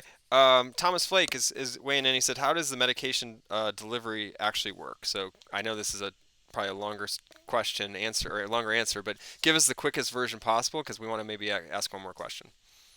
Correct. So we don't do the medication delivery. We're in that supply chain when the physician places the order, and before it's fulfilled, we are aware of what that order is, and then we make those recommendations, drug to drug interactions, drug to food interactions, and we digitize the pharmacy label, which quite frankly, the majority of the people throw away. Okay, one more question. Richard Manassi's asking. He's an MD as well. He's asking, who's doing the recommendations for patients? Who's recommending this? Well, those come through credible sources. So if you are connected to a physician or provider network, that patient education could come through them, and then we sort through credible sources outside of the provider network as well. Great, and I should have asked this to every question or every startup, but where can they find you if they want more information? Yes, you can find us at norx.mobi. Great. So KNOWRX.mobi. Correct. Okay, great. Thanks so much for joining us, and appreciate you doing it in the car. I totally understand. Yeah. That's the haven. Maybe hide in there a little bit longer. Yeah, all right. Thanks so much. Bye-bye. All right. So we're down to our next company, and they're coming in from San Antonio, Texas. It's Sports Sonar, or they've got something called Soundwave. They didn't invent the Soundwave. That's just the name of their product. Sorry, I'm seeing a typo here. It's called SafeWave. I'm sorry. And that pun or joke doesn't actually work for their name. It worked for the name that was not their name. So we'll just roll with that. But Sports Sonar is coming up next, and they're transmitting emergency notifications in under 10 seconds. So let's hear from them. Hi, my name is Nick Hayward, and I'm the co-founder and CEO of Sports Sonar, creators of SafeWave. SafeWave is the fastest, most secure alerting tool that exists in the market today. Can you imagine that since the massacre at Columbine in 1999, the best thing we've been able to come up with is a mass texting system? These options just don't cut it anymore. It takes 5 to 8 minutes to send out these mass alerts, and it depends 100% on the stability and availability of internet throughout the entire campus. We have lost too many children and young adults to senseless gun violence to not actually implement something that will cause change. Our technology can do just that. SafeWave is a patented, revolutionary technology that uses ultrasonic sound waves to shoot out an alert through an entire campus. All this in under 8 seconds and without ever using the internet, completely offline. Our tone is inaudible to the human ear. It can send data, including the actual protocol that you'll need to know depending where on campus you are. My co-founder and I created this technology just over a year ago. We now have 11 full-time employees and 305 schools in our pipeline. Remember, the faster we can get the message out, the more lives we can save. Please join the cause. Thank you.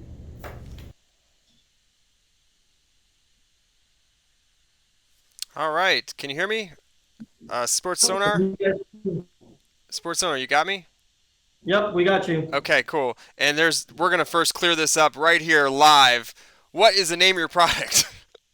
Okay, so the name of the company is SafeWave, and the address is mysafewave.com. Okay. Where is the word Soundwave coming from? Somebody's telling me that something's called Soundwave. Am I just making that up? We use sound waves, but Yeah. no, it's not. Okay. It's not incorporated. It's something we use. Okay. Got it. Okay. So that at this point is fake news. It's called Safe Wave, and you're out of San Antonio. Are you still there? Yep. So we're out of San Antonio. I'm originally from San Jose, Costa Rica. So I want to give a quick hi to all my developers and everyone I have in my co-founder Alan in Costa Rica, and the rest of the team here in San Antonio. Pura Vida, that's a great place to be. Especially a great place to be if you got to be social distancing. You can probably do that pretty easily up there in a beautiful part of the country or world. So, all right. So first off, revenue model. I think that's the one we were kind of asking everyone. Quick kind of one or so sentences about the revenue model, so everyone's on the same page, and then we'll dive into some questions. Of course, our revenue model is very simple. We basically go directly to high schools, universities, any actual educational center, provide our services under a year contract, and then we also provide it to businesses, and we're looking into governmental areas right now. And so it's a very simple thing. It can be all set up in about 3 emails, no hardware required, so it's pretty simple and pretty fast. Okay, great. So first question is coming in from Sarah Kunst. Does this actually help in an active shooter situation on school campuses? Yes, fantastic. Thank you. So the average active shooter sits in a school 12 and a half minutes. And if you look at it right now, this mass texting system that's used, it actually averages between 5 to 8 minutes to get out. And then if you don't have internet or if you don't have reception, you're just not going to get our system. By the touch of one simple button, in under 5 seconds, we can alert every single person on campus, no matter where they are, because we run everything completely offline through ultrasonic sound waves. And so it's 90% faster than anyone else. Okay, and I just want to repeat, because in case it's breaking up, I'm hearing a breaking up, and I'm seeing a breaking up a little bit of the video and audio, so I want to make sure that I got this. So usually the average time is 12 minutes to respond. You're saying that with the app you can do it within like 5 seconds. You get everyone to kind of get the same message within 5 seconds. Correct. We have the ability to get the message out in about 5 seconds. And obviously, the faster you can advise or let people know that there's a situation, then the faster it is, the more lives we can save. And the big differentiator is we don't just send out a text message saying that there's an emergency. We actually send out the protocol to every single phone. And so they know exactly what they need to do, depending on where they are on campus, to stay safe and obviously get through the emergency situation. Okay, got a couple questions and then we'll wrap here. Lauren Eulenfeld got a couple questions. First one is, do you have any data that backs up your statement that lives are saved with increased alerts? Yes, so we found out that the longer it takes to get an alert out, the more time the perpetrator unfortunately has to get through a school or a location, the more lives unfortunately are lost because everyone's running around basically like chickens with their heads cut off because they're just trying to get out. Right. We've actually shown that the more compact, the faster the information can get out with the actual protocol, we can get people to lock their doors and stay hidden longer better. And so we actually have a potential of saving lives. Makes sense. Okay. And one more question from her. Is it a device that receives the message? Are we talking about a downloadable app? Like, what are we using to get the message? So it is a downloadable app that we provide directly to all the teachers on that campus. And then what happens is they're the ones with the ability to send out the tone, and then it was directly through them. So it is a downloadable app. Okay, so every student needs to have it. Every person on campus needs to have it. Is that correct? No, so our system is a little bit different in the sense that we actually don't send out the emergency information to everybody on campus. We strategically send it out to 911 dispatch, to all administrative, all teachers, and all security. And the reason we do this is because the teachers then have a better opportunity of reacting with a calm student base than having everybody just receive a massive text message say, shooter on campus, run. So it allows them to actually control the environment. And we've actually proven that allows an extra 6 minutes for them to control the classroom, lock the doors, and do what the protocol states for them to do. Got it. That makes a lot of sense.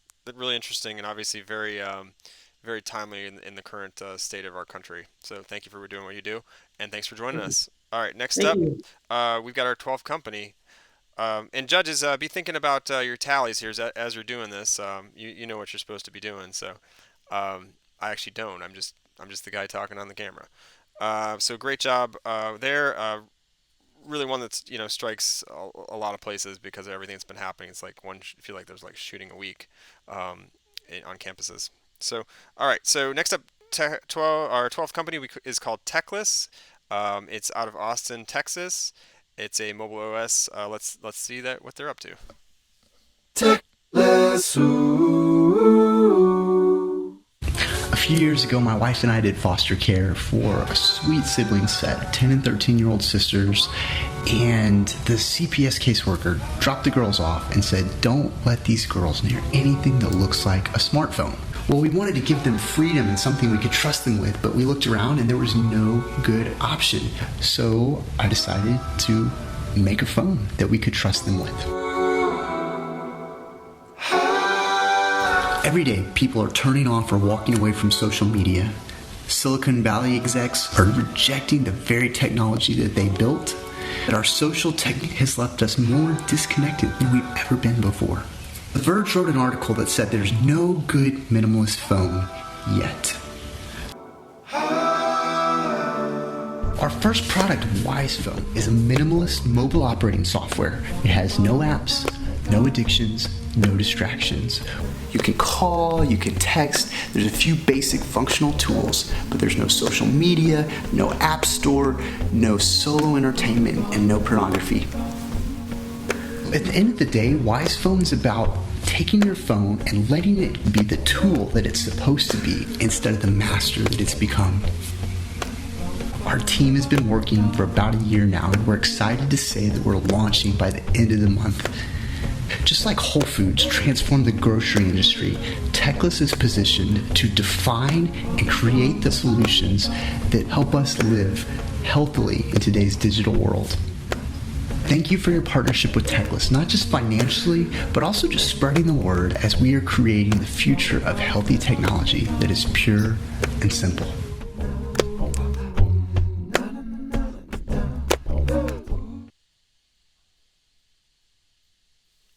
All right. Welcome. Techless, you there? Techless, can you hear me? I can see you, but you can't hear me.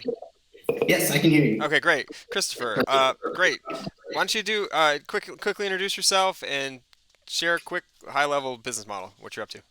Sure. My name is Chris Casper. I'm the founder of Techless, father of 3 little girls right now. And Techless is we're launching Wise Phone. It's a software as service platform. We charge $99 a year. Pretty straightforward model here. Okay, great. All right, we got some questions coming in hot. Let's see. What's our first question? We've got question is, and this is from Richard Malloy. Is it hardware or an OS? Is it, if it is OS, how technical do you need to be to install it? It is an operating software. It replaces Android on your phone, so you can bring your own device, and really allows people to choose a $25 phone or a $700 phone. That's really been the downside of a lot of our competitors, is the hardware has been a major limitation. Okay, great. And Sarah Kunst and Joe Merrill both had a similar question. It's like, why do you people need a new device when dumb phones are still in existence? Yeah. Razer just like relaunched something recently. You mean these things? You've got one. Great. I love props. The answer is, have you ever tried to actually connect on 12 buttons? It's difficult. It's clunky. No, I did. It was 1997. I think. Yeah, exactly. And so it's an improvement on the smartphone. And this is actually vulnerable nowadays. I saw a light phone in the comment. They're really difficult to use. Oh, that's cool. I actually was looking at that. They're difficult to use? It's awesome device. I love the company, but typing on it has some challenges. And as a result, people don't use either of these as a primary phone. So that plus the back-end system we have has some really cool insights for parents or digital minimalists. that just provides, you get a message from a sex offender, Right. we can let you know. And Mhm. so there's a lot of back end systems that really help, that are major improvement on current. Okay. So Gordon Finnegan's asking, is there an iOS rollout as well? so one of my advisors is Josh Banko, the guy that created Apple iPad, and I asked him that question and he laughed. No, there's not an Apple version for Okay. this. We're doing some very dark level, deep magic to make this happen here. So Okay. One more question from we've got Brian Walker. He's in Maine. He's with Startup Angel, or sorry, Maine. Yeah, Maine Angels, and he said, why not just use a phone and not load a bunch of apps on it? Use parental controls, overlay, whatnot. yeah, so you can do that. I literally researched like last week. There's a 20-step process to make it safe, Oh wow. and so we are the only solution out of the box parents can trust and set up. Simple, no worries, trustworthy, and it just works. End of story. Sounds like you could probably create a video or whatnot with that 20 steps and just put it out there as part of your marketing effort. Yeah. And then you And offer it's yours. immediately quiet. I mean, for parents, Yeah. an update comes, and then all of a sudden the device is invulnerable again. So it's very, Right. very difficult to keep track of this. They're smart little ones, aren't they? All right, Very smart. so yeah, as you know, with three of them. All right, so thanks so much for joining. Are you in Austin? You said. I'm in Austin, but I'm currently in Shiner, Texas, home of Shiner Buck, the beer. I've So I've seen that around. I don't know. I've never tasted beer, but that sounds like a great idea, especially on a day like today, like St. Patrick's Day. Not that I'm saying you should do that, but if you did want to, that'd be a good time. All right, thanks so much for joining us. yes, thank you. All right, next up, I'll let the judges kind of tally their votes for a second. We're on number 13, lucky number 13. We're on 13 out of 14, so hope you guys are enjoying it. We've got a little more time to share to the social feed and also share with the hashtag SOTY live. Put it on Twitter. Get some more folks to come over and hang out with us. We're having a good time here. It's a beautiful thing when we can all be connected online when we're all hunkering down on in a situation like this. So let's make it fun. So who's up next? We've got the Tuesday Company, which it's perfect. It's Tuesday. It's made for this. So out of Washington D.C. Hi, my name is Michael Luciani, and I am the CEO and co-founder of the Tuesday Company. Working for nonprofits, my co-founders and I have seen firsthand how cold door knocks and cold phone calls are not answered, and mass texts and emails are ignored. The average age of a nonprofit donor is 65, and it's only getting older. So engaging younger supporters is an existential problem for our clients. This has only become more severe as the coronavirus has spread and our customer base is forced to move to digital-first organizing now. So that's why we built Team, a digital-first community where nonprofits can build relationships with their supporters at scale.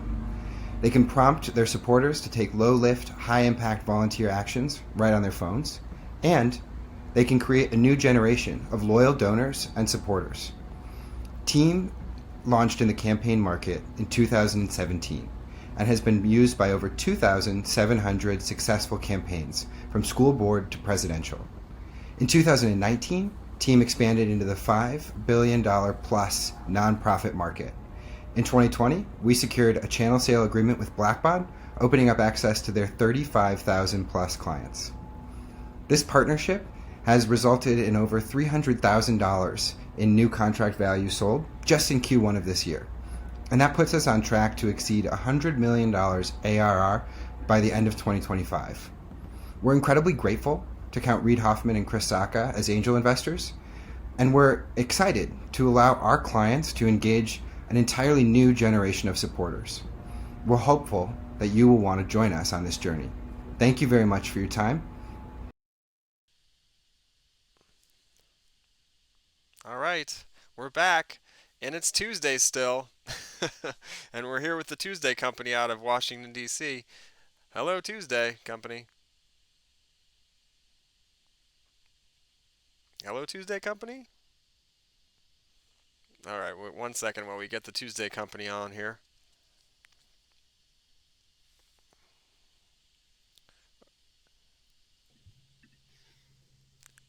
Hi, can you hear me? We can hear you. Welcome, and I can see you Hello? too. Can you hear me? I can see you and can hear you. I can hear you and I can see you. Oh, great. Yeah. Michael, how's it going? I'm doing well. How are you? Good. Thanks for joining us. Are you in Washington, D.C.? Yes, I am. Excellent. All right. So next up, let's do a quick like intro and then a little bit like a brief, revenue model because that's the question everyone asks first, and then we'll jump into some of the other questions. Sure. So my name is Michael Luciani. I am the CEO and co-founder of the Tuesday Company. Our product is called Team, and the way that we sell it is as a SaaS model. So our clients pay a flat fee on a monthly basis, and what that fee is depends on the size of the program that they're running. So we have, clients paying anywhere between $1,000 a month to $20,000 a month, and we are selling usually 1 to 2 year contracts. Okay, great. So first question is from Laura Hill, and the question is, can you explain what the product is in a little bit more detail? I think there's some questions from the judges about a little bit more about what you guys are doing. I think to add a little more clarity. Yeah, yes, I would be happy to. So it's a B2B model where our clients, log into a dashboard on their computer, and they're able to see all of their volunteers and supporters who are using the Team app. So our clients usually, as part of their onboard experience, get their supporters to download the app, and that becomes the primary channel with which they communicate with their supporters. Their supporters communicate with each other, and most importantly, their supporters can be prompted to take a variety of different volunteering actions that are immediately connected to the goals and initiatives that this organization that they care about is trying to accomplish. All right, great. Joe Merrill out in Austin's asking, is your platform open to all political views or just Democrats? So I'm assuming he's meaning like libertarians, cats, dogs, mice, whatever you got.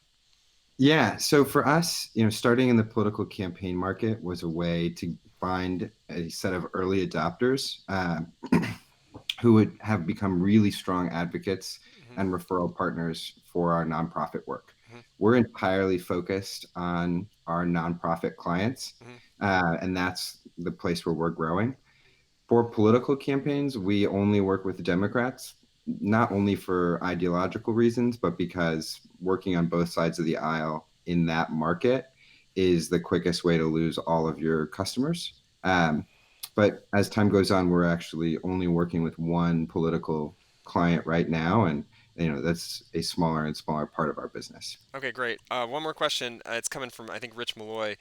He's with Established Ventures and Springtime Ventures. How do you create community beyond texting? Yeah. So, I mean, it's a similar experience to walking into a volunteer office. So we're connecting volunteers with an organizer who can introduce themselves, who can ask, what brought them to download the app and want to contribute, and then, be connected with a chat group of other volunteers. And, a secondary component of this is that you can see when your fellow volunteers are taking action, whether they're donating or sharing on social media or reaching out and contacting their friends. There's an aspect of really important collective action and collective accountability that comes from doing actions together, even if they're virtual. Great. Thanks so much for joining us today. Really appreciate it. That's the Tuesday Company on Tuesday, St. Patty's Day. Thanks so much. Yeah, my pleasure. All right, so that is our number 13. It was lucky number 13. Next up, we've got 14. Valor Imports is out of Houston, Texas. Let's hear what Valor is up to. Hi, I'm Brooke Sinclair, CEO of Valor Imports, the wholesale on-demand delivery platform. We're intermingling today's modern technology with the wholesale buying process that you and I have known and loved for decades. We're offering commercial retailers the same fast, fun, and easy buying process that we experience at home, but for commercial sales. We're solving the universal problem of attracting business. Luxury resorts and hotels have the annual challenge of creating exciting and new food and beverage experiences to attract guests. But rarely do they have the time or resources to go shopping. And that's where we come in.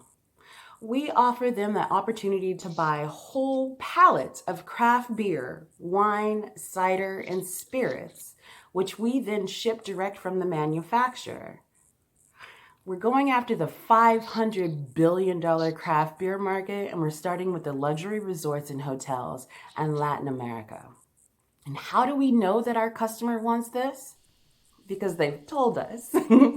We've already had wonderful opportunities to work with the Grand Hyatt Baja Mar, the Four Seasons St. Kitts, and the Hilton Trinidad.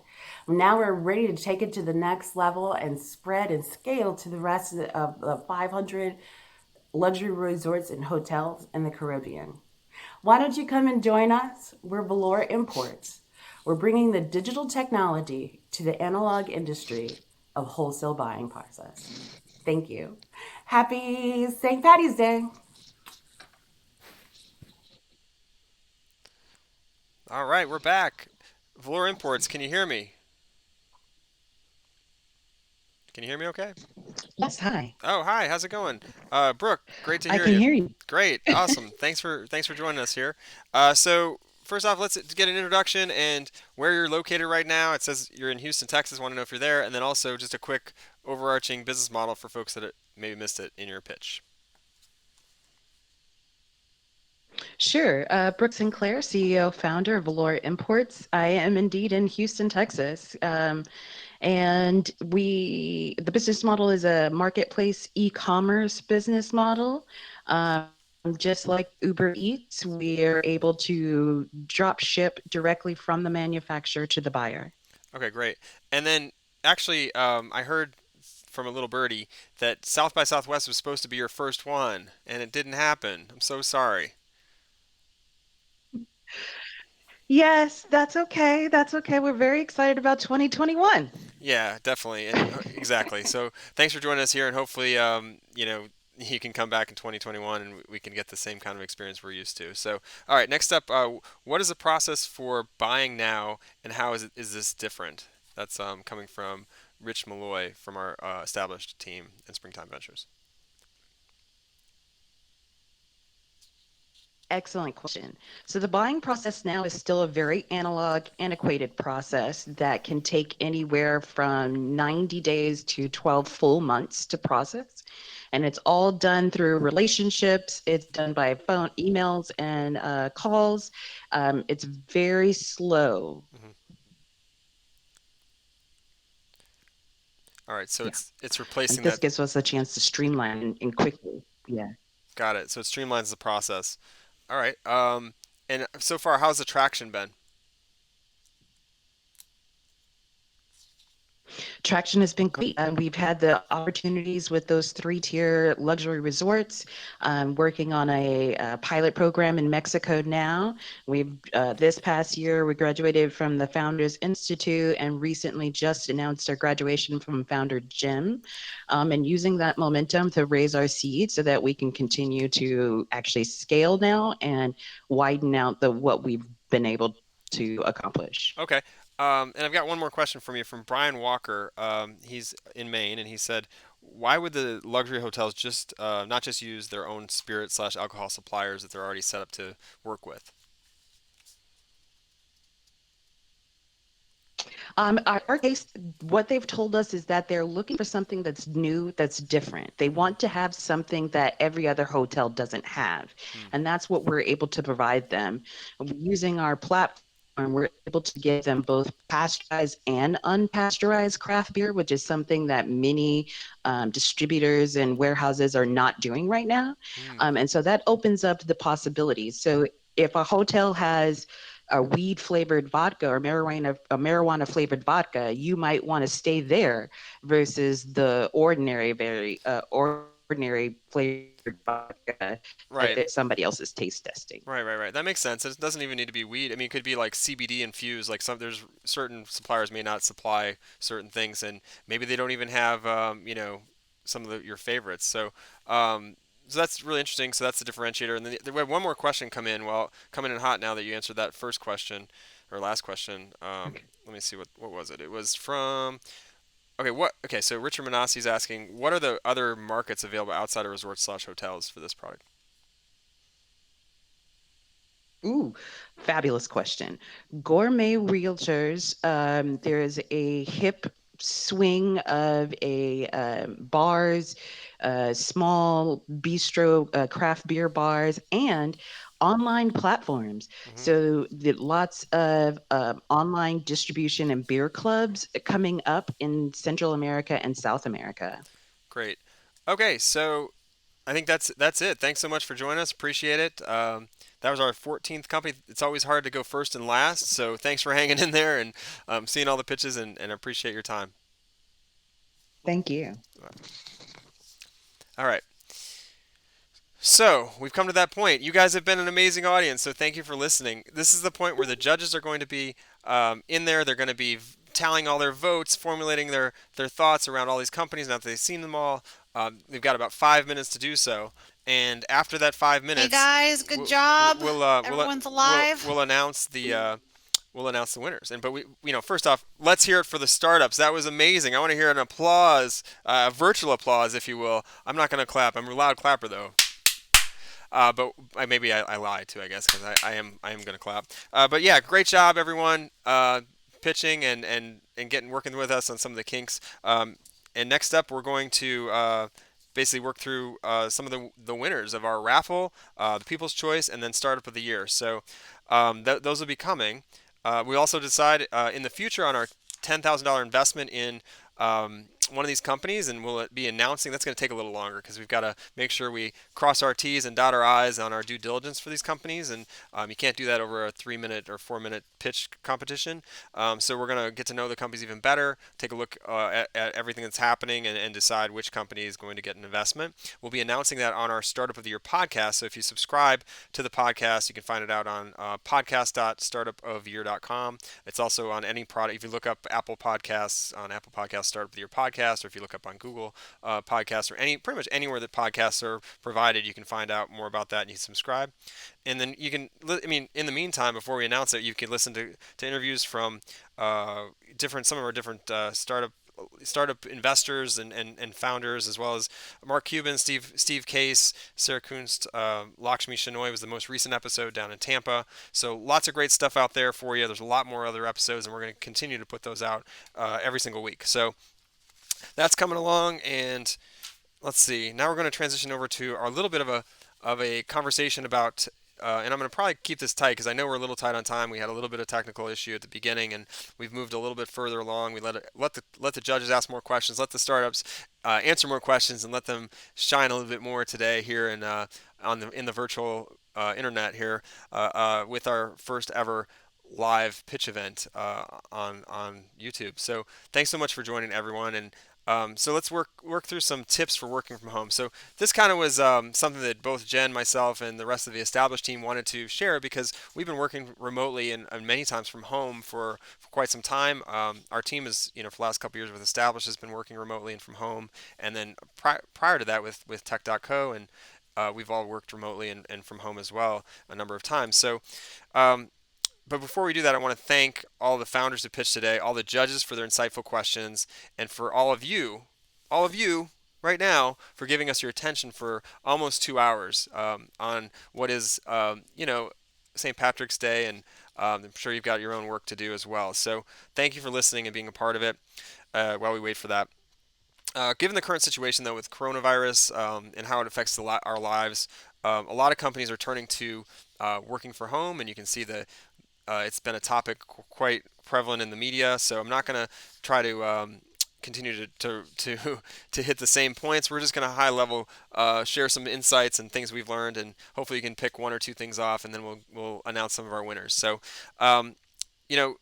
we started working from home about 10 years ago, like I said, and I think there's two areas that really are important, two buckets that are important when you're thinking about this. It's keeping yourself happy and productive. It's super important to keep yourself happy and productive, and putting yourself almost first, because if you go down, then your business is going to probably falter for that as well, and your home work environment is going to falter. So keeping yourself happy and productive is super important. Keeping your team connected and productive is the other point. So those are the two pieces or buckets that I would kind of categorize this in. And so starting with the team, we got to make sure you give everyone the right tools to communicate. Things like Slack and Google Hangouts and Zoom are some of the tools that you can use to stay connected. One of the things I like to do is making sure that everyone kind of has the ability to see each other, because there's visual cues that you can pick up when you're not in the same room. So making sure that when you're on video calls, you try to, 80% of the time or more, be on the video portion. And sometimes, it doesn't make sense because maybe you're having a bad hair day, or maybe you didn't quite change out of your pajamas yet because you're working from home. That happens. And so you're not going to be on video there, or maybe you're on the go and you can't be on the video because it's dangerous. So that all can be, all said and done. That happens. We understand that, but a lot of times we like to keep the video flowing. That way you can pick up a little bit more of the communication cues that you pick up when you're in the same room as somebody, because you lose a lot of that when you're on just a phone call or whatever. It's easy to mute and just miss everything. So that along those same lines. So. And then, one thing that you miss as well from being in an office is you don't have the water cooler conversations, or the kitchen is kind of the area that people hang out, right? And you don't have that. So how can you create that at work when you're working from home? You create it online. You can create a Slack channel or something that, is your water cooler or break room. And so we've done that at Established, and we try to share fun things that kind of break the monotonous workday a little bit, and not to be distracting, but it's a place where if you want to get a little bit of a distraction from being in it all day, you can go over there and check some things out. There's no, mission critical things happening over there, but it's just fun, and allows you to connect better with your team members, and allows you better to just hang. In the past, we've even done some virtual happy hours and things like that when you're remote, which is another way to kind of connect the team better when you can't all get on a plane or can't all be in the same place. And then obviously, one of the things I've been saying for a long time, and I wrote a book called Startup Mixology that shared a lot of this info. It's basically make sure that you celebrate the wins along the way and use those as motivational. Use those to motivate you as you go. So try to create things that are out there a little bit further that you can kind of go towards, because it's important to create those celebrations as wins along the way and continue to kind of keep you going. And especially when you're doing stuff from home, it's hard sometimes to think about it. So they can be simple things, they can be bigger things. Simple things could be like, okay, if I get all this stuff done, I'm going to go out and go walk on the beach or something, right? So try to continue to motivate yourself with little celebrations, and you're the only one that's going to know what those should be, to basically help you relieve stress, have a good kind of flow, and keep it going. And I think one of the really important things for your own productivity is making sure you have a routine, like getting dressed every day, making your bed, getting your workout in. I think those are all really important things that you can do. And taking breaks is also important. You can get on your computer, or if you're in your house, 12 hours can go by and you maybe didn't move, other than to get maybe a drink or some lunch or something. So make sure you're taking breaks working from home, and you're not just being a little bit of a hermit over there, and that can help. If you take a break, you can take a walk around the block, walk outside. You can continue to do your social distancing that we're doing right now. Get some fresh air outside if you can, or if you have a balcony and you can't do that because you're in a big city, go on the balcony. Do something to get your mind out of the current situation, and release some cortisol, because that's actually going to help you release stress and make you better. I mean, it's going to make you be able to handle things better. It's going to make you feel better. And so that can also be done through working out. And fortunately, right now, I was actually just getting in a routine to go to the gym. It's going on like 3 months of going to the gym just about every single day, and that hasn't happened in a long time, since my semi-pro athlete days. So now it's like, okay, what takes a a pandemic to basically break that streak, and it totally makes sense. So here I am, like, going back to my 7-minute workout apps, and great resource on YouTube like Adriene yoga with Adriene's out there, and you can go get free yoga lessons or yoga sessions with her that are really manageable, and you can work those into your day. It doesn't take that much time. It takes 7 minutes for a 7-minute workout. You can do a couple of them. You can get something like Fit 8, which is another app that takes a little bit of, like, 8 minutes, 10 minutes, whatever. Get a little bit of the blood flowing, heart pumping, and then get out and do your thing. And if you do that, it'll help, like I said, reduce stress and make you not feel so isolated and stir crazy. So I'm going to just jump in real quick with a few tips from our team that they shared as well. So our director of strategic operations, John Gaidos, thinks that it's important to socialize with colleagues, because working in the same place alone for extended hours can be lonely. So try to socialize with your team members. Our VP of engagement, Rich Malloy, thinks that it's important to be self-aware and assume the best in others, which is something that Jen and myself also really strive for. We try to assume the best in others first, and then obviously, not that everyone's up to it. We don't suspect everyone's up to an evil plot like the movies. Next up, our team member Shaw Lathrop says that you should get a good coffee maker and listen to music, which that can also change your mindset as well. I gave up regular coffee, so that one's not as fun, but I do drink decaf, so that could work. And I do try to do that every so often. But music can definitely change your vibe and your whole like psyche. So it's a good one. And if you have a guitar, which I know Shaw does, you can play a little tune. So or ukulele or whatever it is you play. The radio is the backup. All right, so our CTO Joe Corbett has this advice. It's basically get your internet going. Basically get it. Your internet is. Wait, what is this? Oh, back everything up in the cloud. That's a good one because we've had some instances where we didn't back things up, and you want to make sure that's the case and have really good internet because it matters. The lag time can kill you when you're talking to people all over the place. Next up, we got Lori Teal, our VP of programs, including the Startup of the Year, and she says fresh flowers can brighten up your space and your mood. And that's true, and plants can do the same. I have a couple of little plants around here that can help do that. And then finally, our VP of Events and Communications, Jessica Boone, thinks you should smile when you answer the phone or Hangout or Slack because it makes a difference. It actually it makes your face make a different expression and also makes your tone change. So when you're answering the phone, that's a really good tip, Jessica, to make sure you smile. Try to smile a little bit more, and especially when you're answering calls. All right, so how are we doing, team? Right now they're tallying. They're working furiously to tally, and I'm supposed to get the info here, hopefully.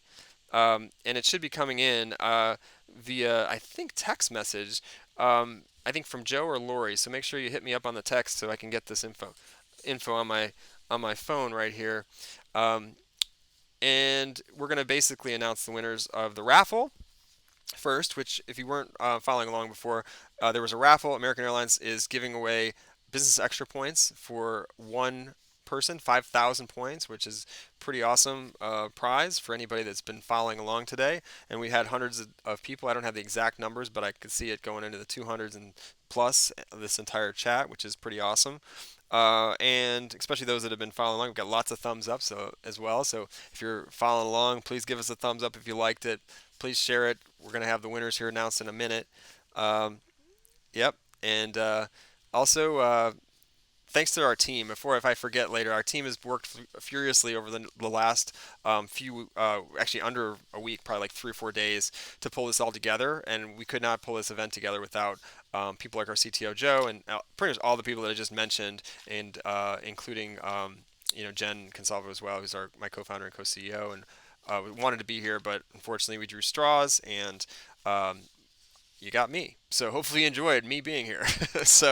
But yeah, we wouldn't be able to do this without our team working furiously to pull everything together, get all the online communications, swap out basically unravel what we were going to do at South by Southwest, which for those of you who weren't following for South by, we were going to do a full day of events, which included brunches and lunches and pitch competition and an evening, our big 10th annual Startup of the Year startup night at South by Southwest. So we'll have to, had to take a pause, and we'll do that next year as well. But okay, so here we go. So I'm getting some updates here, and I may mess up this name.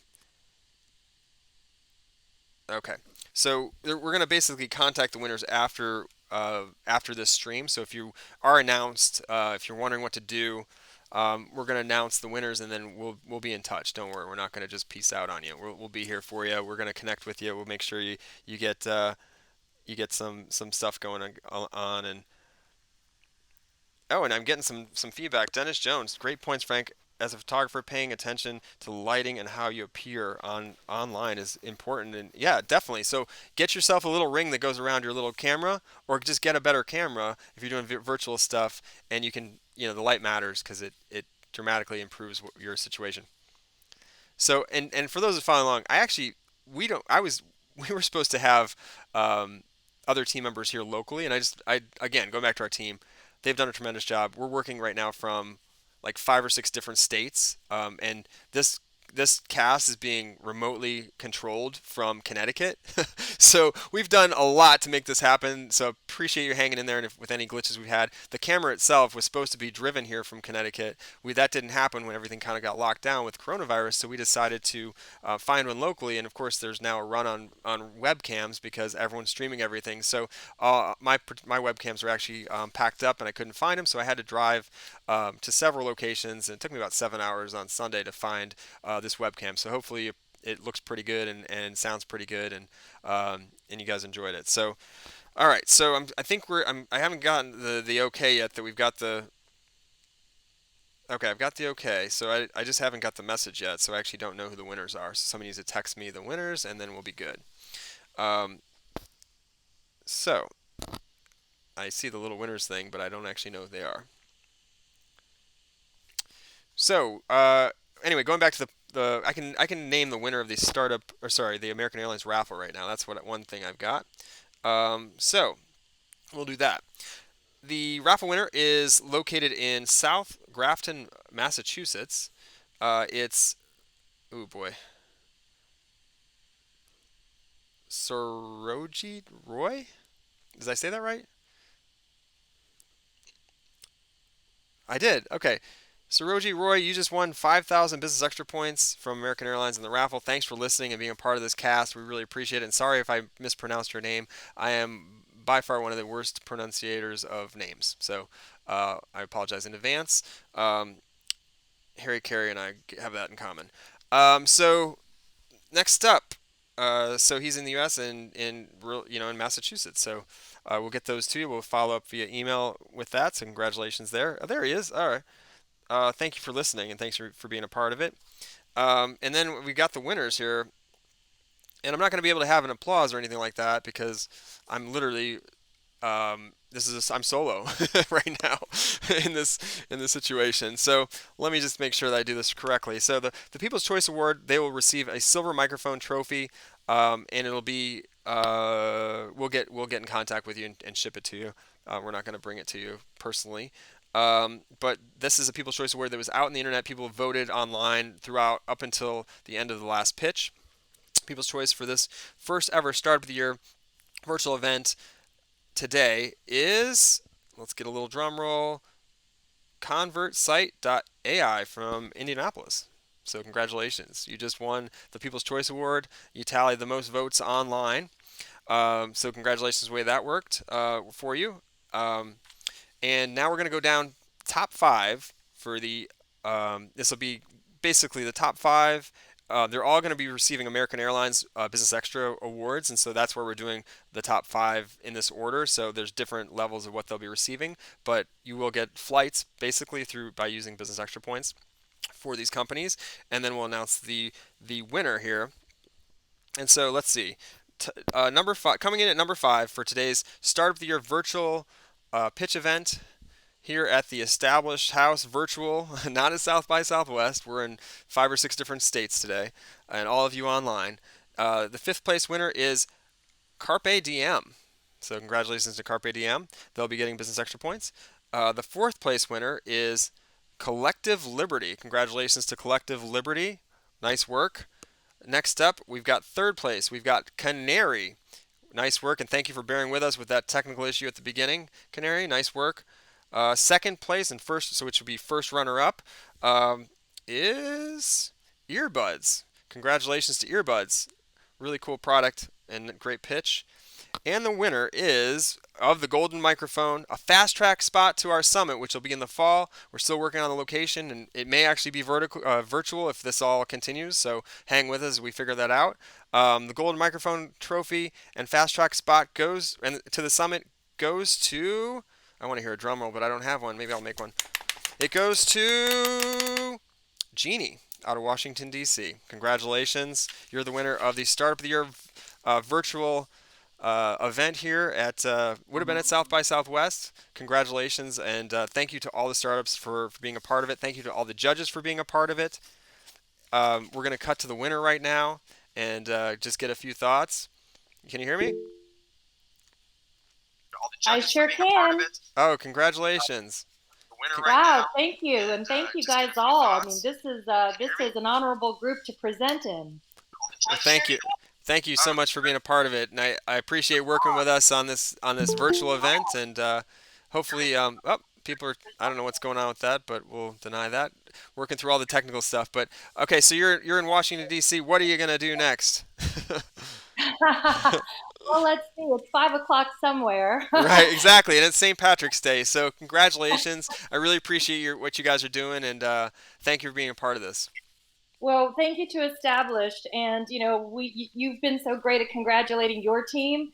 But if you've been monitoring the chat, among all of the contestants back here, we've been congratulating your team. Lori's been fantastic. All of you just pulling this off in a few days' notice with, everything just sort of thrown in upheaval. It's been quite impressive, and we're all very appreciative that you still took the time to do this. Thank you so much, and that's great to hear, and I really appreciate it. They worked really hard, and everyone's worked really hard. And basically, we're giving the team the rest of the time off this week, and maybe even next. We're working through that as we've got some really mission critical things, but we want everyone to have this is a time to kind of hunker down and be with your family. So thank you It so is, much. although I can't say the same for my team, but Well, we're still going to do a few things, right? But I want to make sure we get a little time to kind of prepare in case this is a longer term thing, which no one really knows. So thanks so much for joining and being a thank part of you. it. And congratulations. Thank you very much. Thank you. Yep. All right. So you heard it. They're the winner, Jeannie, of our Startup of the Year competition here virtually. Thank you, everyone, for being a part of it, and everyone that was supporting this event. American Airlines, Covalent Logic, Established Ventures, everyone that's been tuning in. It's been a lot of fun. I'm Frank Gruber, the co-CEO and co-founder of Established and managing partner at Established Ventures. Really appreciate everything that's happening here, and I think this is a really a unique time in history. So glad that we could kick this off with an event like this, and hopefully we'll see you soon. And again, thank you, team, for doing this. Everyone, be safe out there. It's an unusual time, and I want everyone to be a good neighbor and look for the helpers. Thanks so much.